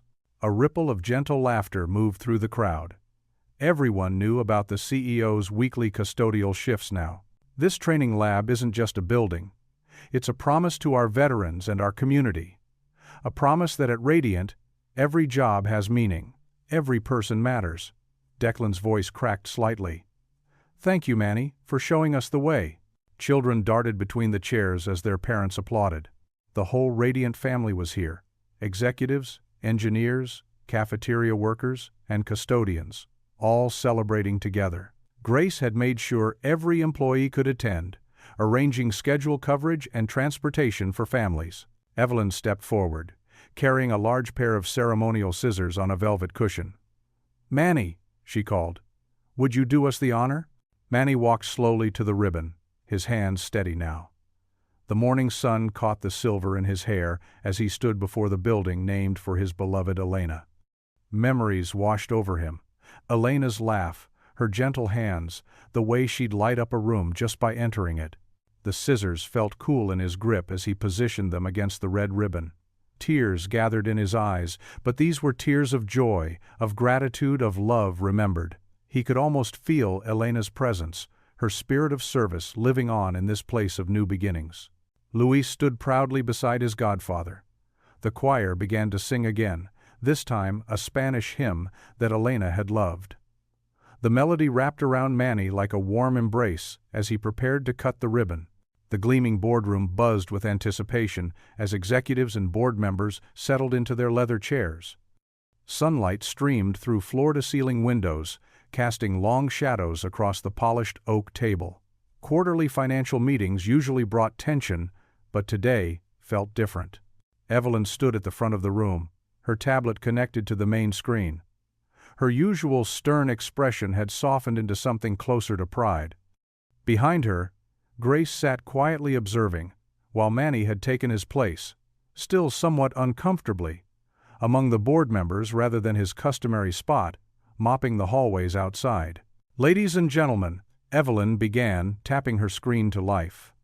I'm pleased to present our third quarter results. The first slide appeared, showing a sharp upward trend in client retention rates. As you can see, not only have we retained 98% of our existing clients, but we've added 15 new major accounts. Murmurs of approval rippled through the room. Declan, seated at the head of the table, leaned forward with interest. He wore a simple blue shirt today, no flashy suit or designer tie. The change in his appearance matched the change in his demeanor, humbler, more attentive. More importantly, Evelyn continued, our employee satisfaction scores have reached an all-time high. She clicked to the next slide, revealing colorful bar graphs. Turnover is down 70% across all departments. Productivity has increased by 35% in the last quarter alone. The numbers tell a compelling story, one of the board members noted. But what's driving this transformation? Grace cleared her throat softly. If I may? At Evelyn's nod, she stood. Our servant leadership initiative has created a ripple effect throughout the company. When employees feel valued, they value their work more deeply. The Custodian to Career program has already promoted 3 team members to technical positions. And the media coverage hasn't hurt, another board member added with a knowing smile. Our scandal turned into the year's most inspiring corporate turnaround story. Evelyn nodded, clicking through more slides. Social media sentiment has shifted dramatically. The viral video that once threatened our reputation now features in business school case studies about authentic leadership and corporate transformation. She pulled up a series of news headlines. Radiant Labs leads revolution in corporate culture. From confrontation to collaboration. How one company changed its story. Servant leadership, the Radiant model. The Veterans Training Lab has been particularly successful. Manny spoke up quietly, his voice carrying natural authority despite its gentleness. We've already placed 20 graduates in technical positions, both here and with partner companies. Declan had been unusually quiet throughout the presentation. He'd spent the morning cleaning the building's main entrance with the custodial team, part of his ongoing leadership development program. His hands still bore calluses from regular cleaning shifts. "What about the investors?" he asked, his voice lacking its former arrogance. "How are they responding to our long-term approach?" Evelyn's smile widened as she switched to the financial slides. "Actually, our stock price has stabilized at a higher level than before. The employee trust structure has attracted a different class of investors, ones who value sustainable growth over quick profits." She displayed charts showing steady growth in both revenue and profit margins. "By prioritizing people over short-term gains, we've actually improved our financial position. The numbers don't lie. Our operating costs have decreased," added the CFO, "largely due to increased efficiency and reduced turnover. We're spending less on recruitment and training while maintaining higher productivity levels." The board members nodded appreciatively, some taking notes.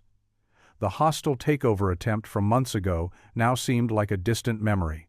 "There's something else," Grace interjected softly. "The Dignity Dividend Program has created a ripple effect in the community. Other companies are starting to adopt similar models. We're not just changing Radiant, we're influencing corporate culture across the city." Manny shifted in his seat, uncomfortable with attention as always, but there was no denying the impact of his quiet influence. The man who had chosen to clean toilets while holding hundreds of millions in wealth had transformed not just a company but countless lives. "The Scholarship Fund for Employees' Children has already awarded 15 grants," Evelyn continued. "And our profit-sharing program has distributed meaningful bonuses to every employee, from the newest janitor to senior management." As the meeting drew to a close, board members gathered their materials, chatting enthusiastically about the results. The atmosphere felt lighter, more hopeful than any previous quarterly meeting. Declan stood slowly, his eyes finding Manny across the room. The months of working alongside the custodial team had changed him visibly, his posture less rigid, his expression softer. He walked over to where Manny sat. "I never thought I'd say this," Declan began, extending his hand to Manny. "But thank you for saving me." His voice dropped to a whisper, thick with emotion. "Not just the company, but me."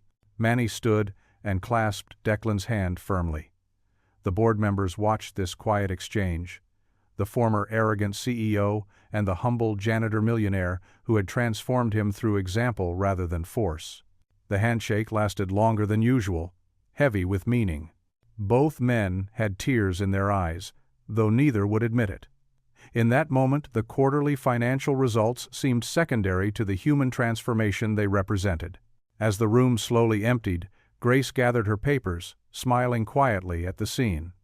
The numbers were impressive, but the real bottom line couldn't be captured in charts or graphs. It lived in moments like this.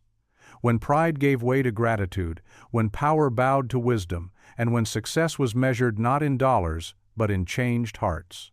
Evelyn dimmed the screen, letting the sunlight fill the room.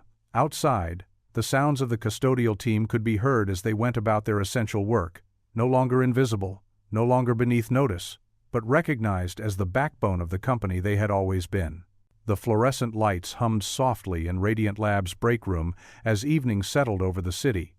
Manny sat beside Miguel, Marisol's 17-year-old son, at one of the round tables. Papers and forms were spread out between them, along with 2 cups of cooling coffee. "So you want to study engineering?" Manny asked, adjusting his reading glasses as he looked over the scholarship application. Miguel nodded eagerly, his dark eyes bright with determination. "Yes, sir. I've always loved fixing things. Mom says I get that from my dad." Marisol, who was wiping down the nearby counter after her shift, smiled softly at the mention of her late husband. She had removed her work uniform jacket, but still wore her name badge with pride. "Your grades in mathematics and physics are excellent," Manny noted, pointing to Miguel's transcript. "And these volunteer hours at the community center's repair workshop, that shows initiative." Miguel's shoulders straightened with pride. "Luis helped me get that position. He says it's good practice for engineering school." Tiana moved quietly around them with her camera, capturing the moment for her documentary about Radiant's transformation. She had traded her intern badge for a proper employee ID, but still carried the same earnest energy that had led her to film that first viral video months ago. "Don't mind me," she whispered, adjusting her focus. "This is exactly the kind of mentoring story we want to show." Manny barely noticed the camera anymore. He was too focused on helping Miguel craft his personal statement. "Remember, it's not just about your achievements. Tell them your story, why this matters to you." In the cafeteria next door, the sounds of plates, clinking and quiet conversation drifted through the walls. The weekly community dinner was in full swing, serving local families and veterans. Through the connecting window, Declan could be seen wearing an apron, carefully spooning out portions of steaming food. "Would you like more vegetables, ma'am?" His voice carried faintly through the wall as he served an elderly woman. His smile was genuine, without a trace of the arrogance that had once defined him. Marisol paused her cleaning to watch through the window. 6 months ago, I would never have believed it, she said softly. The man who looked right through us, now serving dinner to anyone who needs it. People can surprise you, Manny replied, not looking up from Miguel's essay draft. Sometimes they just need a chance to remember who they really are. The evening progressed steadily. Miguel worked on his application while Tiana captured B-roll footage of the community dinner. She focused her lens on small moments, Declan kneeling to help a child with a spilled drink, veterans sharing stories over coffee, custodial staff and executives eating side by side without distinction. "Mr. Manny," Miguel said after finishing another paragraph, "did you always know you wanted to keep working after you got rich?" Marisol started to scold him for being too personal, but Manny raised a hand gently. "It's a fair question," he said. "The truth is, I never saw money as a reason to stop serving others. Your mother understands that. It's why she works so hard to give you opportunities." Marisol blinked back sudden tears, busying herself with reorganizing the coffee station. "But you could do anything," Miguel persisted. "Buy a yacht, travel the world." "I do travel," Manny said with a twinkle in his eye. "Every day from the basement to the top floor. And I meet the most extraordinary people along the way." He gestured toward the cafeteria. "Look there.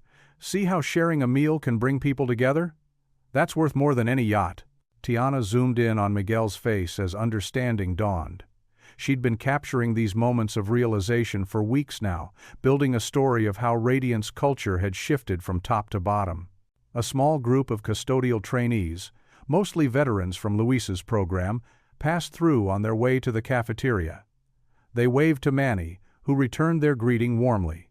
One of them was pushing a mop bucket, and Manny's eyes followed it with familiar affection. "You know," he said to Miguel, "that mop has taught more lessons than any classroom I've been in. It shows you what needs fixing, what needs care. It reminds you that good work, done well, always has dignity." Miguel looked thoughtful as he turned back to his essay. He began writing with renewed purpose, describing his family's values and his dreams of creating technology to help working people. Tiana lowered her camera for a moment.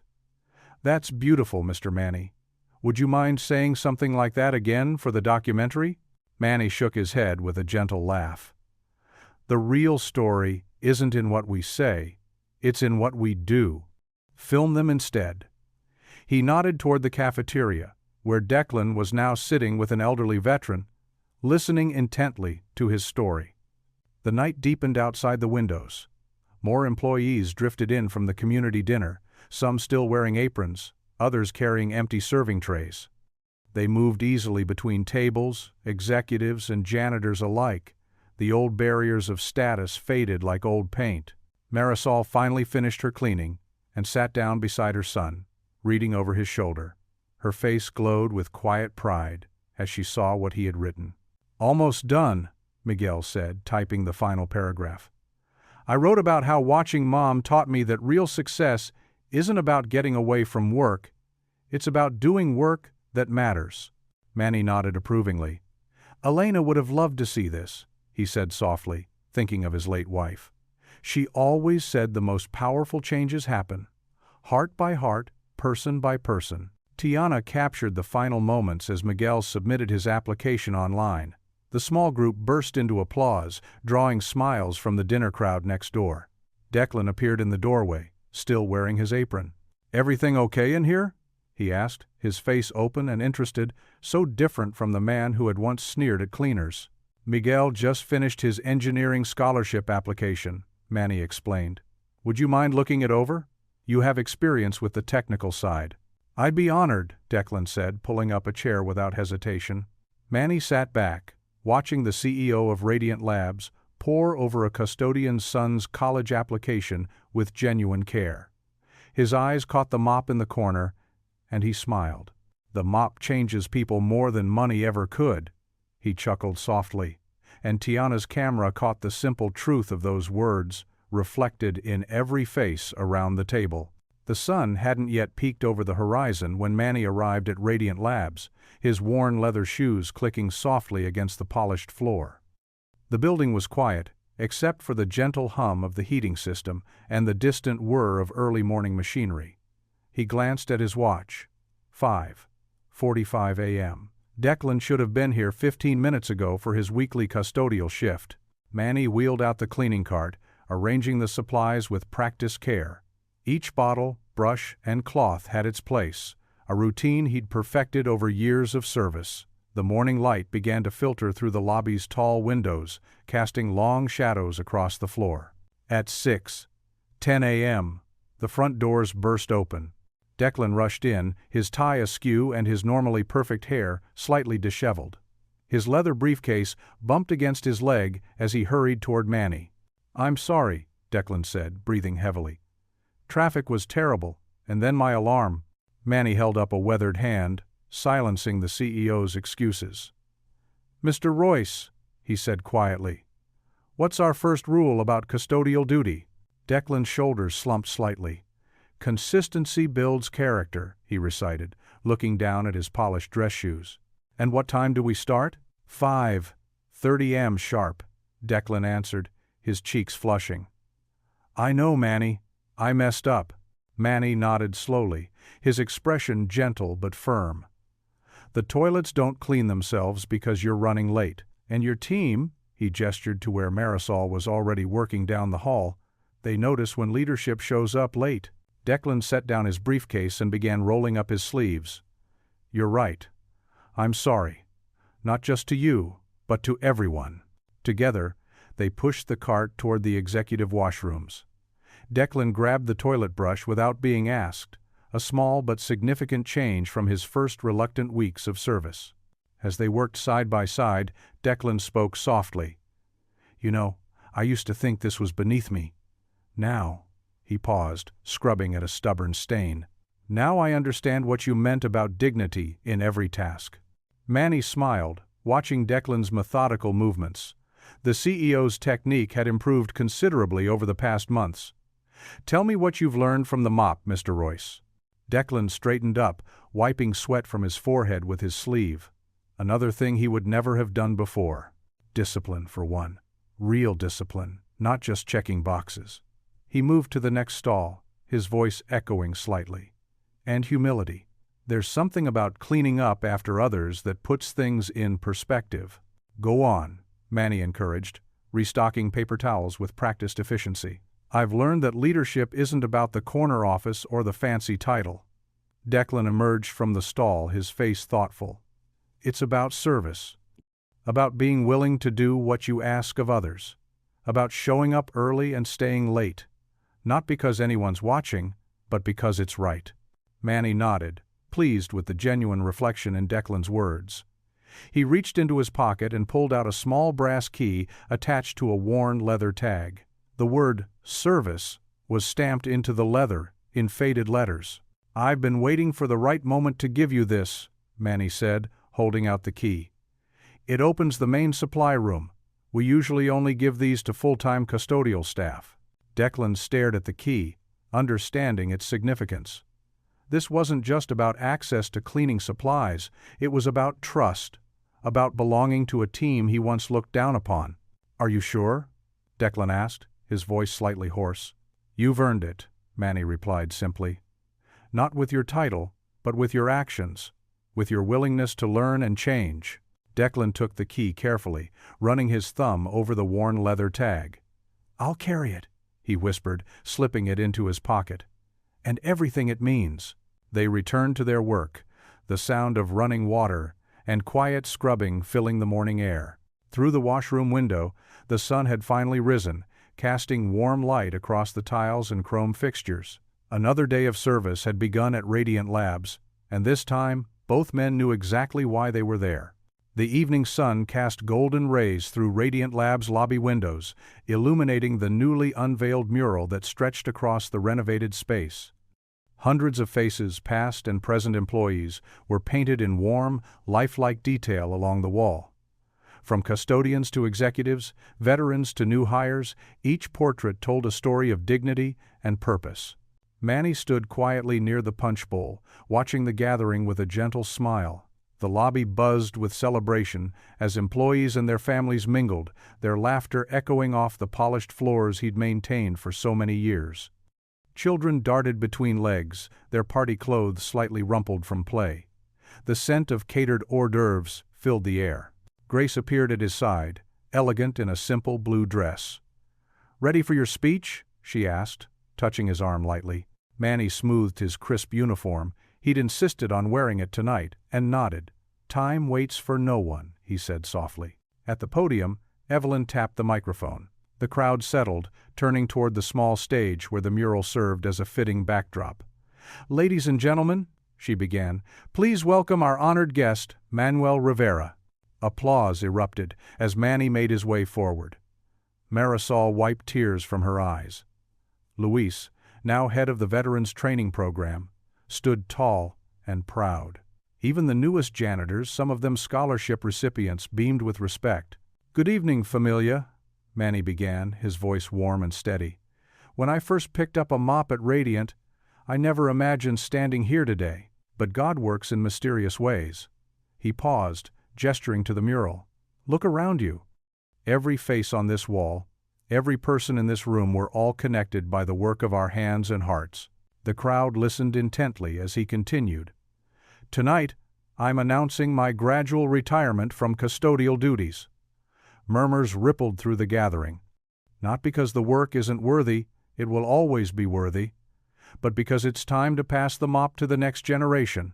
From his spot near the back, Declan watched with glistening eyes. His weekly cleaning shifts had softened his sharp edges, teaching him humility one toilet at a time. "The Dignity Dividend Program has already put 12 children of our custodial staff through college," Manny continued.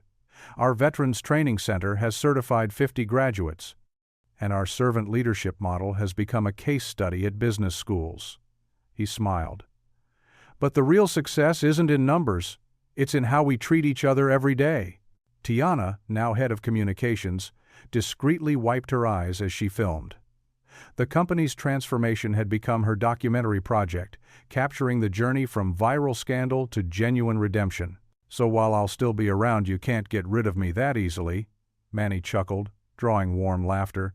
"It's time for new hands to carry the work forward. The trust will continue, the scholarships will grow, and the mop." He held up a gleaming key. "The mop will keep teaching us all." The applause was deafening. Employees surged forward to embrace him, forming a line that stretched across the lobby. Manny hugged each one, whispering encouragement, remembering names and stories and dreams. As the celebration continued, Declan approached him quietly. "One last cleaning shift together." Manny's eyes crinkled with understanding. "The executive washroom? Where else?" They slipped away from the party, wheeling the familiar cart down the hallway. The executive washroom gleamed under bright lights. A space that had once symbolized hierarchy now represented something entirely different. Together, they worked in comfortable silence. Declan scrubbed the sinks while Manny tackled the mirrors, their movements practiced and purposeful. The CEO's expensive suit sleeves were rolled up, his hands gloved, just like any other cleaner. "You know," Declan said quietly, "I used to hide in here when I first started as an intern, ashamed of my accent, my family's background." Manny nodded, continuing to polish the mirror. "And now? Now I understand what my mother taught me about honest work. What you taught me about servant leadership." Declan straightened, looking at their reflections side by side in the gleaming glass. "Thank you, Manny." The mirror shone like new, reflecting two men different in many ways, yet united in purpose. Their images stood clear and true in the polished surface. The millionaire janitor and the humbled CEO, both changed by the simple wisdom of a mop. What would you do if you were in their place? Comment your answer below, and let's see how you'd rewrite the ending. If you enjoyed the story of Manuel Manny Rivera, I handpicked the next story that you will enjoy. Please don't miss this one. Click here to watch it.